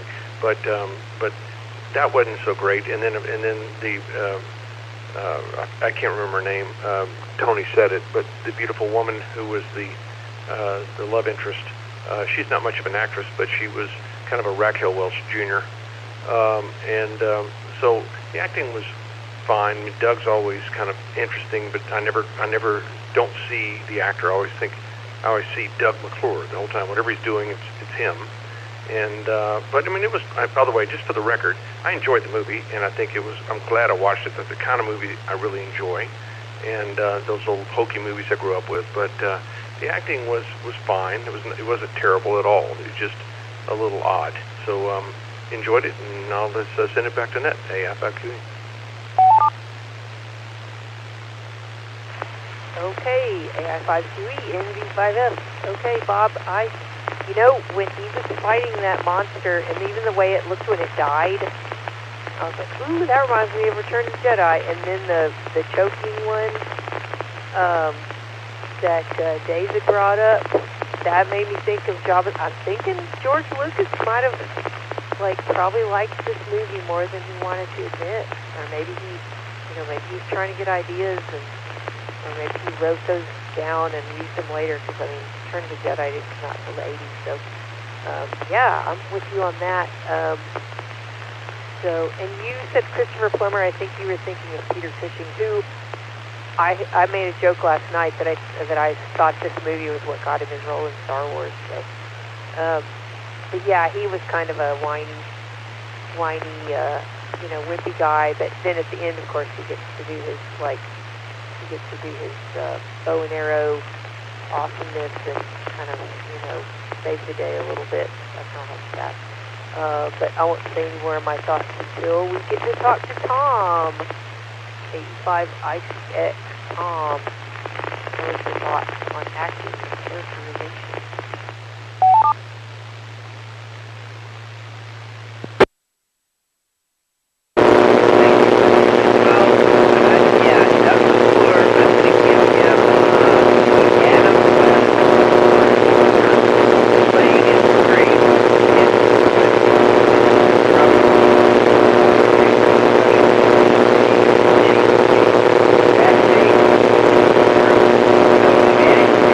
Keep it going.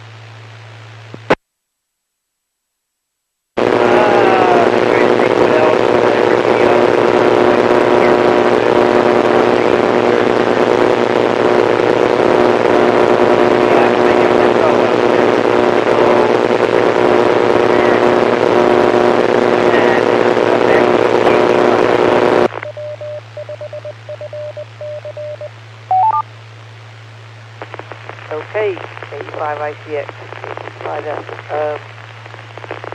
Yeah, I remember the jokes last night about all the out-of-shape cavemen. I think they just have those people to make all the main actors look better. So, yeah, and I don't know why, whenever they find a lost civilization, I don't know why it's always a bunch of really, caveman-like people. Anyway, interesting. Okay, next up for actors and characters, David, W5EDD. Tell us what you think.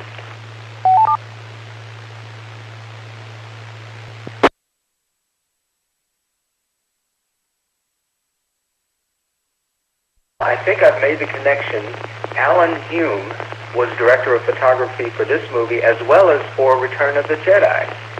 So not only James Horner can plagiarize himself, but also Alan Hume. And I think that's also kind of a sign of a weak director, that the director of photography kind of takes control of the scene setups and everything. It's one of the reasons The Empire Strikes Back is the best Star Wars movie, because Kirshner, the director, took charge of the camera basically, and the lighting and the scene setup, the camera angles and everything. He was original in that particular movie. That's just another side comment.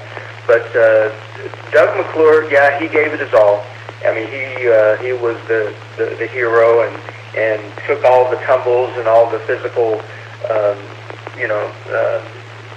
scenes and took them to their extreme conclusion, and he made the most of it. And interestingly, the Simpsons character Troy McClure, if you didn't know, is patterned off of Doug McClure. You got that prominent chin and that square jaw. That's his trademark. And Peter Cushing, it's good to see him in such a quirky, affable, and bumbling role. Not Dr. Frankenstein, not Governor Tarkin. He's just and reminiscent of the Doctor Who portrayal. And it was just fun to watch. Fun to watch those actors in their craft, if you can call it that. But yeah, there's also similarities. Princess Leia, and incidentally, Peter Cushing mispronounced her name, Leia. In all the later movies, it was Leia. Man, I was such a Star Wars nerd back in the day. Still am a little bit. W5EBB.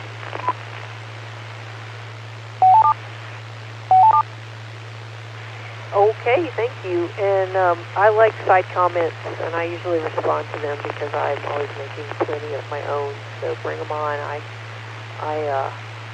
I did think the whole thing of George Lucas was interesting because he really, after making the first Star Wars, he sort of was like, I don't really like being a director. It's too much stress. And then they got Kirshner to direct the second one, and then I think he felt kind of showed up because everybody was giving Kirshner so much credit for how good that movie was, and so then in the third movie, they still had a different director, but apparently Lucas didn't like being a director, but he was sort of always there, sort of hovering and trying to direct everything anyway. So yeah, and your connection there with Return of the Jedi is very interesting because I like to find out about all those little hidden connections between movies, and a lot of times, if you get that feeling, a lot of times you're right. And I was getting that feeling last night, and I wasn't even paying that close of attention to this movie. And if two or three people are getting that feeling, then it's definitely worth investigating. So good catch on the Return of the Jedi director of photography. That's cool. Any more check-ins before I give my comments on acting and stuff? Please come now and use that. Whiskey 5, Bacon. Yes, I saw the movie.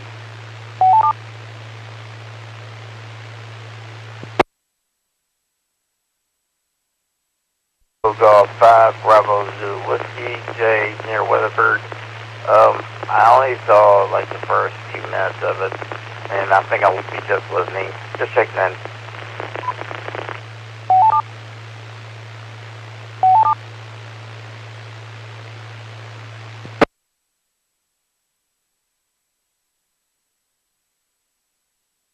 Okay, I got W5BLT Bill, and then I got KG5BBWJ. I got you for the count.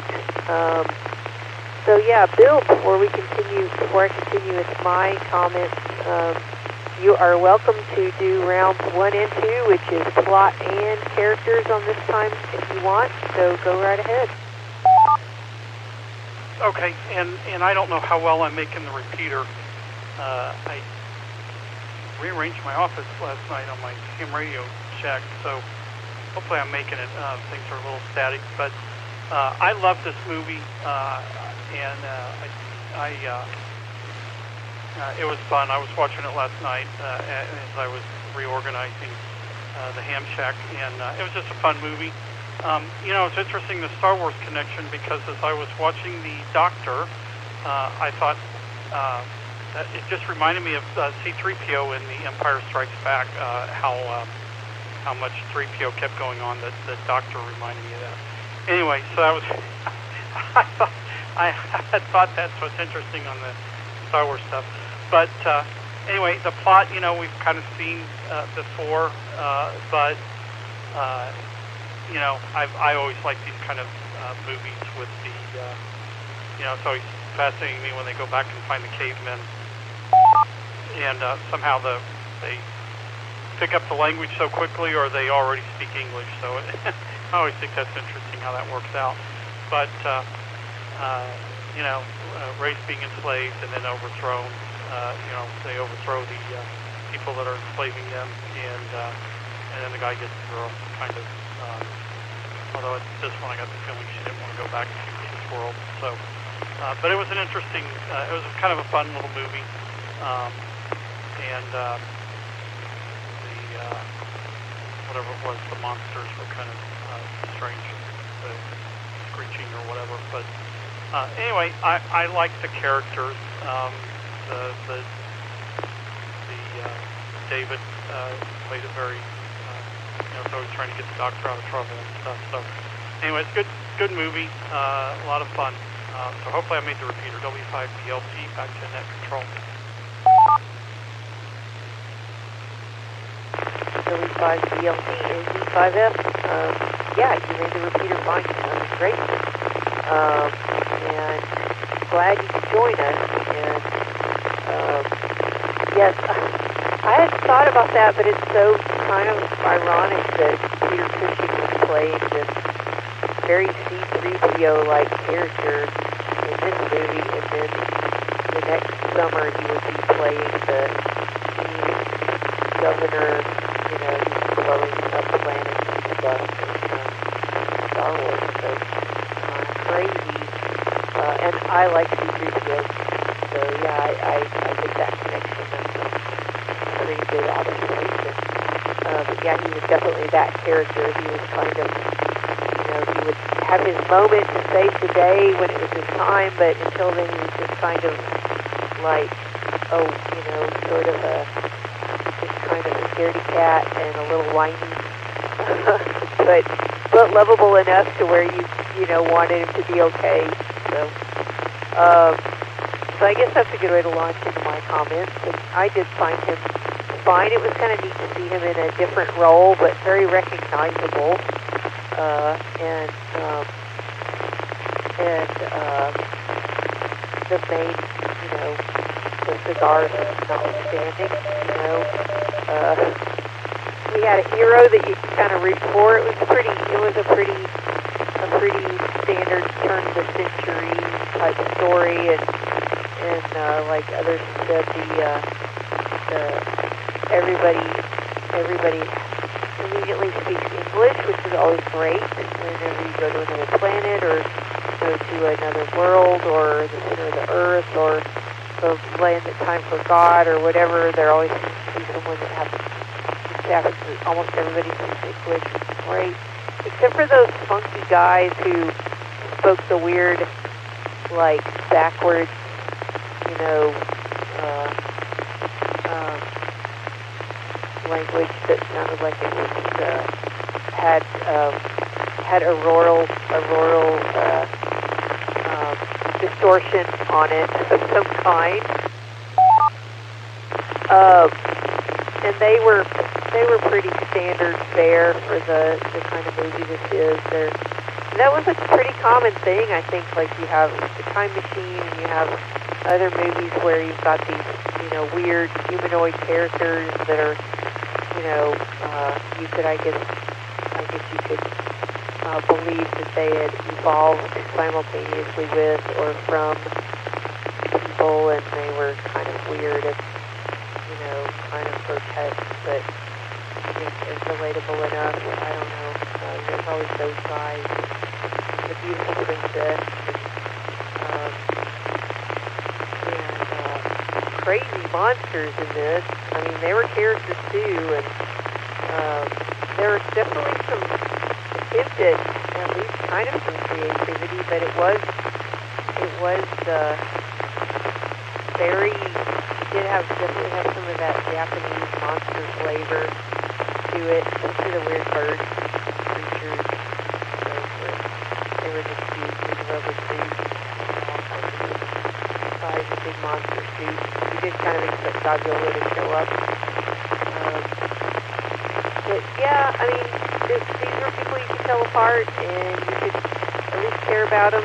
You know, you kind of just, you know, want to see how they do. It's, you know, kind of sad, the typical poignant, bittersweet ending where all is well, but people can't all have what they want. And then I guess the ending was sort of just making room for a sequel, or just kind of ending on a lighter note. The guy, you know, the hero and the princess don't get to be together because she can't fathom leaving her home at the center of the earth. And I'll honestly say that I was distracted enough not to be taking a lot of even mental notes about how I felt about the characters.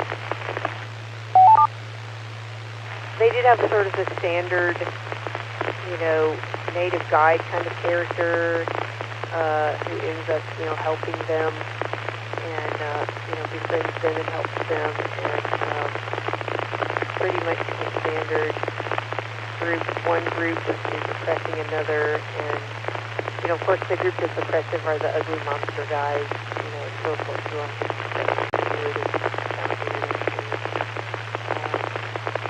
so, yeah, I was okay with all these characters, and the actors were, you know, they were good. They had good actors in this, and they had, you know, they had, I mean, people that you probably want to watch for a couple hours. I've got a lot of comments for round 3. I'm biting my tongue here, trying to save. The acting style, though, I can talk about this.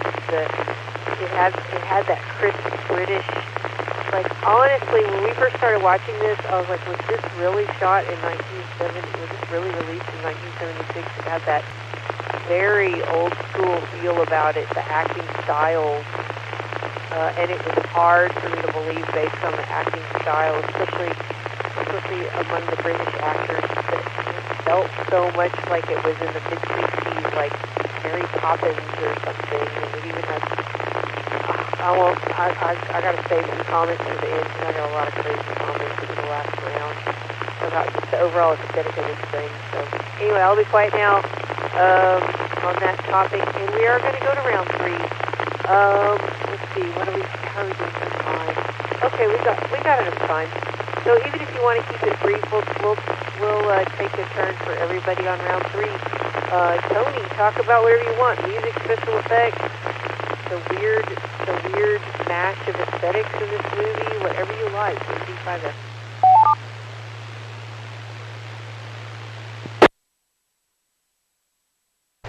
Thank you Virginia, I'm really looking forward to your comments and those of others. That, I know what I think about the movie, but what I love about these nets is hearing what everyone else said that I didn't think of.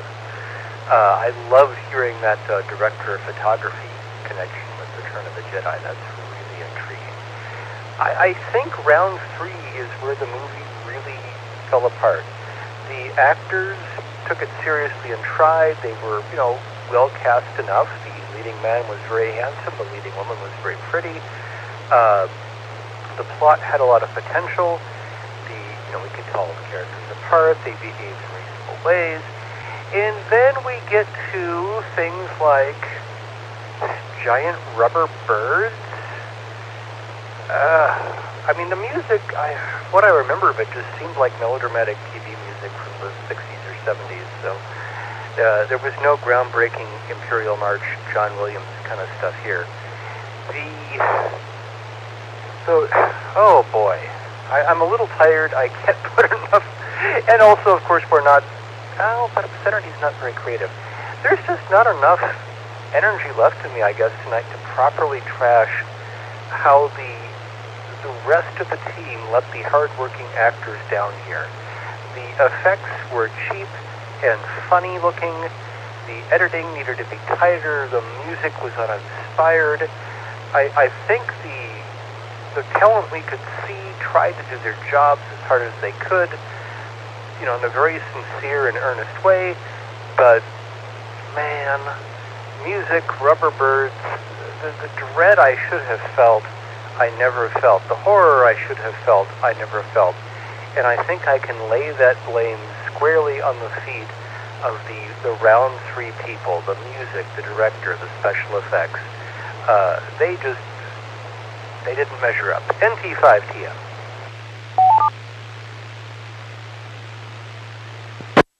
Okay, thank you, Tony, and it's good that you're first because you gave a nice overview for all the rest of us to build on. So, Bob, AI5QE, tell us your thoughts on any round 3 topics. Do you want to make it several topics or just one? Tell us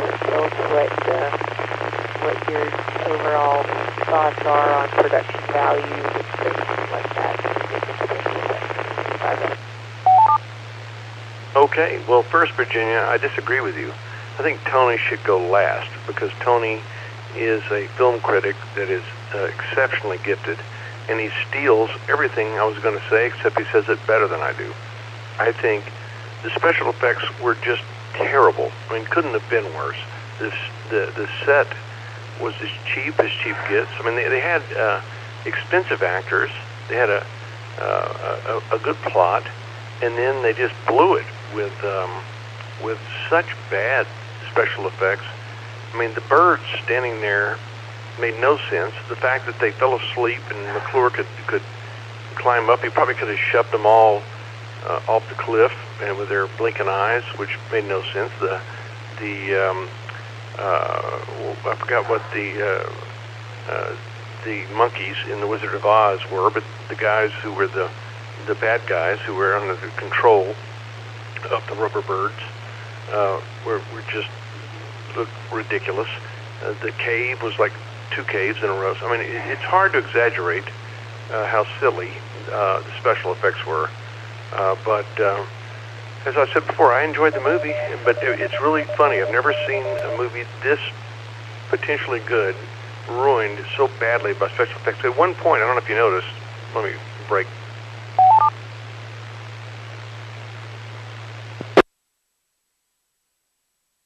At one point, the monkey men with the big heads were running around, and you could see their necks. They just had masks, and you could see the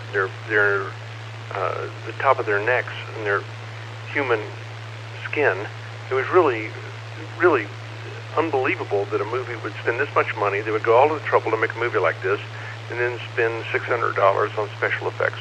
So anyway, that's, like I said, Tony said it elegantly. I'll say it bluntly, but anyway, that's AI5QE. Back to the net.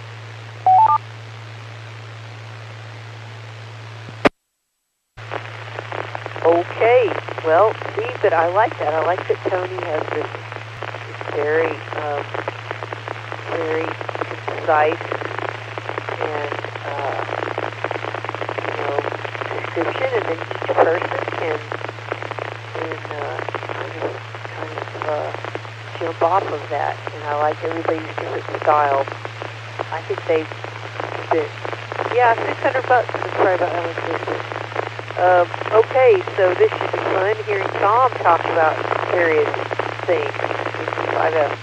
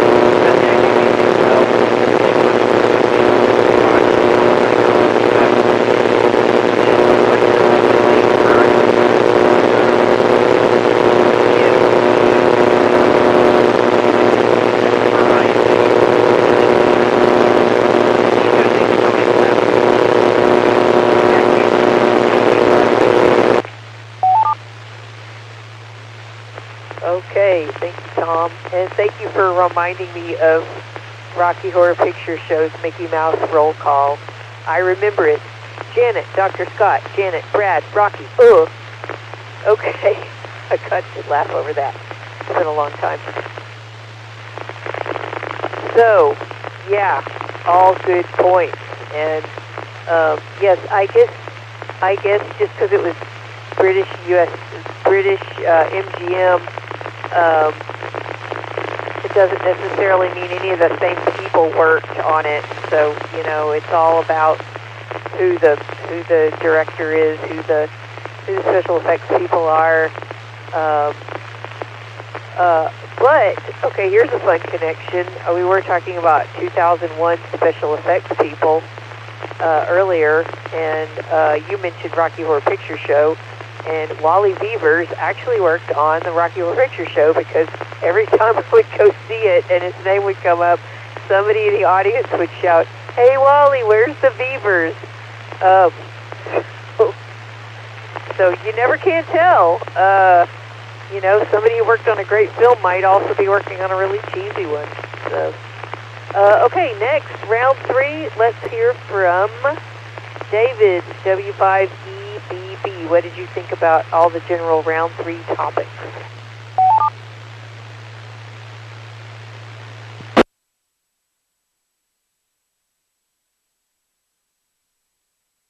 Thanks again, Virginia, for running the net. Yeah, the music was definitely minimal electronica. It's like they grabbed somebody off the street. Hey, you got a synthesizer? You want a job? Sawtooth? D-tune? Hey, yeah, that's the kind of music we like. Yeah, that was low budget there. And I think low budget is the catchphrase here for this movie. And they might have spent most of it on the actors, and so they didn't have. I'm apologizing. I'm an apologist right now for the movie makers here. Maybe they just didn't have the budget to do good special effects. But to me, I actually think it's kind of fun to watch these pre-CGI effects. And I do have some respect for the talented physical acting of those in the creature costumes. I think they did a pretty good job, like near the beginning, where the two rhinoceros-looking dinosaurs were fighting. And incidentally, in doing some of the silly background research on this, you could have bought a stunt Mayhor screen-used costume from a movie memorabilia auction for the bargain price of only $600. So you could relive those flying Mayhars flying off the cliffs down to the fire ring area day after day, if you had it just hanging on your wall. Just $600, man. What a bargain that would have been. And yeah, the costume was very beat up, very tattered. But yeah, I'm going to give them a pass on the effects. Probably just they had a low budget, and yeah, they were pretty bad. W5EBB.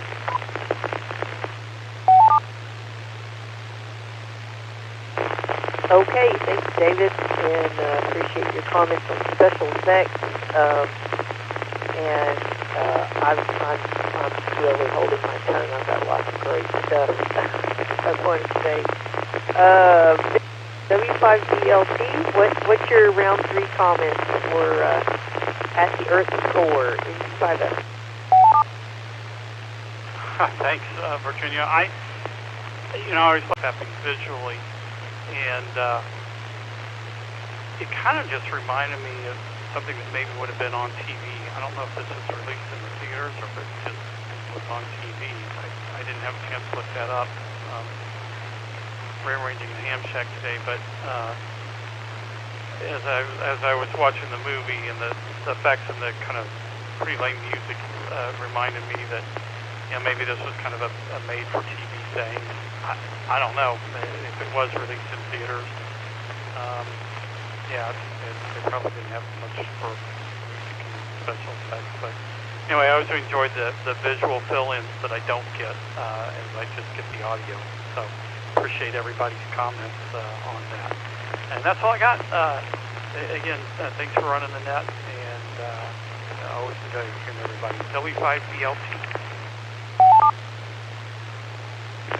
Okay, thanks, Bill. Running the net is my pleasure, and I'm glad we can fill in some gaps for you with our detailed descriptions and criticism. Well, let's see. I would agree with everyone about special effects. This has reminded me of, I mean, it's just sort of, it was the time when things like, movies like 2001 and a few things that followed it, had really gotten into more sophisticated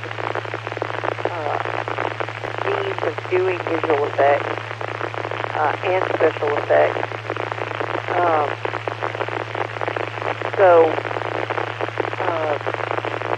When you see something like this, a lot of it's real throwback. A lot of it's George Powell kind of stuff, but lots of stop motion and guys in monster costumes, and I was watching it. It reminded me of watching like old. I'd come home in the afternoons and watch episodes of Ultraman. The old Japanese shows with all the big rubber monsters fighting. It made me think of that, because one minute you get an attempt at some kind of, trying to do some kind of believable stop motion on a, with a composited sort of matte painting or blue screen or whatever, and then you'd have, in the next shot, you'd have the same monster, but it was a guy in a suit, actually physically fighting the actor, human actor, and so it was jumping around a lot. You got a lot of changing back and forth between one type of more visual effect and then a special effect, actually on the set special effect. So the way those things didn't flow from one to the other made it very jarring and very obvious, and all the designs were very corny for as big of a budget, and as the fact that this is kind of turn of the century literature, in a big budget movie, and it was a theatrical movie.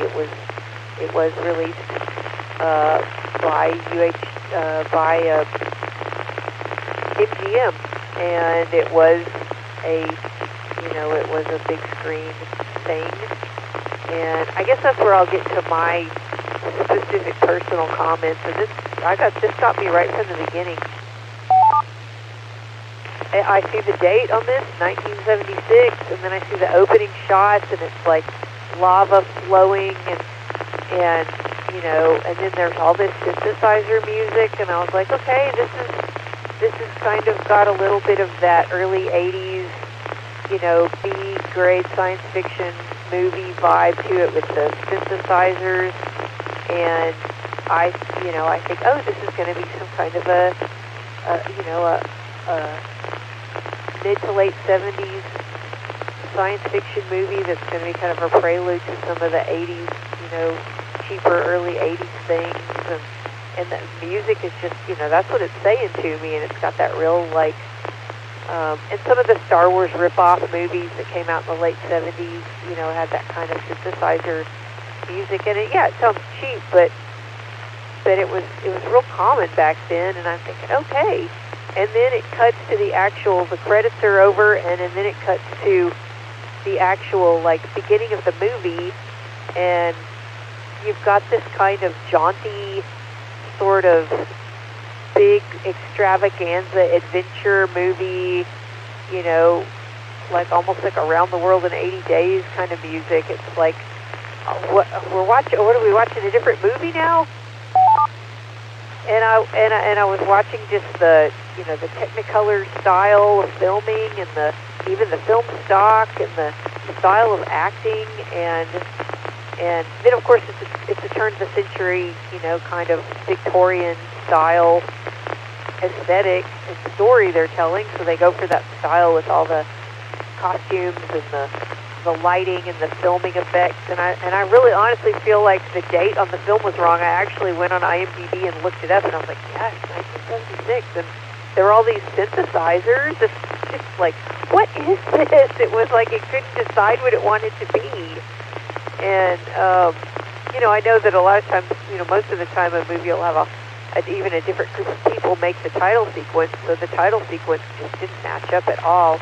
But then later in the movie, they would kind of switch back and forth between the standard adventure movie music and the weird synthesizer music. And they had a set that looked like, you know, the Planet Hell sort of generic set from Star Trek, and even some of the costuming and all that kind of looked like television stuff from the 60s. It looked kind of Star Trek-y, and just it couldn't decide what it was. And I had to go, well, this came out the year before Star Wars. And, you know, I think the year, I can't remember, was Jaws 75 or 76? I mean, you think of all these really great, like, you know, state-of-the-art, modern effects, or even just the way film was changing by the mid-70s. And this movie looked really dated, and it looked really like it was a whole bunch of different things at one time. It had the kind of epic adventure feel, even with the style of costumes and the actors and how they were acting. But then you had weird sort of Japanese monster movie feel, and then you had the synthesizer stuff, and you had the turn of the century, you know, stuff, and it was just so disjointed as far as what style it was trying to be. And so yeah, I was having trouble. I was having trouble because it felt like it was stuck in the past, and at the same time trying to do aesthetic things like music that were futuristic, and it was trying to be up to date with special effects just by having a lot of them, I guess.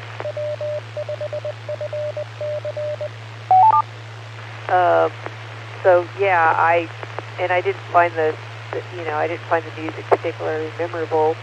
Like Tom was saying, it wasn't like a beautifully orchestrated thing, but in general, so yeah, and the plot was kind of thin and very padded with lots of monsters, and then you got like the dinosaurs, because you always had to have dinosaurs in a turn of the century sort of adventure. There had to somehow always be dinosaurs. So it had dinosaurs and weird birds, and then it had these, psychic birds that were, it kept showing that weird blinking eye, and I guess that was supposed to mean that it was controlling things. I don't know. Anyway, that's my broad sensibility about the whole overall, weird disjointedness of everything about this movie. So that'll be it for me. And let's see. We've got, we had, including me, we had 7 people. That's pretty good. And everybody's had their say on all 3 rounds, so I will just throw it out there and see if there are any parting shots, and also see if Tom wants to Elvis, tell us what next week's movie is going to be. AC50.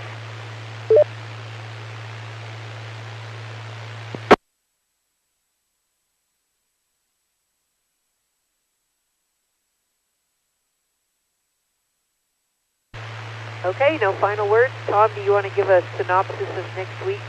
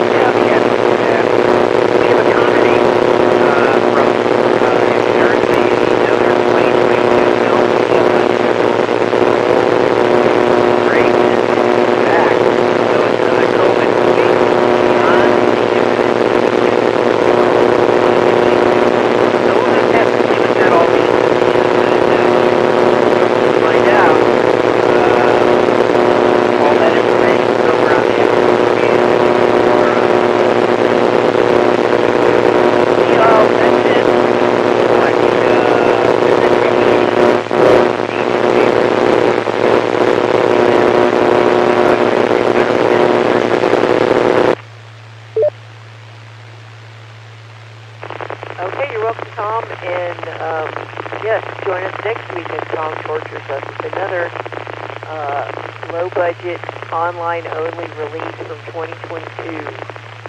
I'm so excited. All right, everybody, have a good night. Have a good day tomorrow. enjoy the rest of your weekend. Thanks for joining us for the Afterglow movie. Same time, same place, 10:30 next Saturday night. We'll see you again. After Moon Day, after we're all worn out from Moon Day. In fact, I remember I ran the net on Moon Day last year. All right, everybody have a good night. Talk to y'all later. Returning the repeater to its normal amateur radio 225F.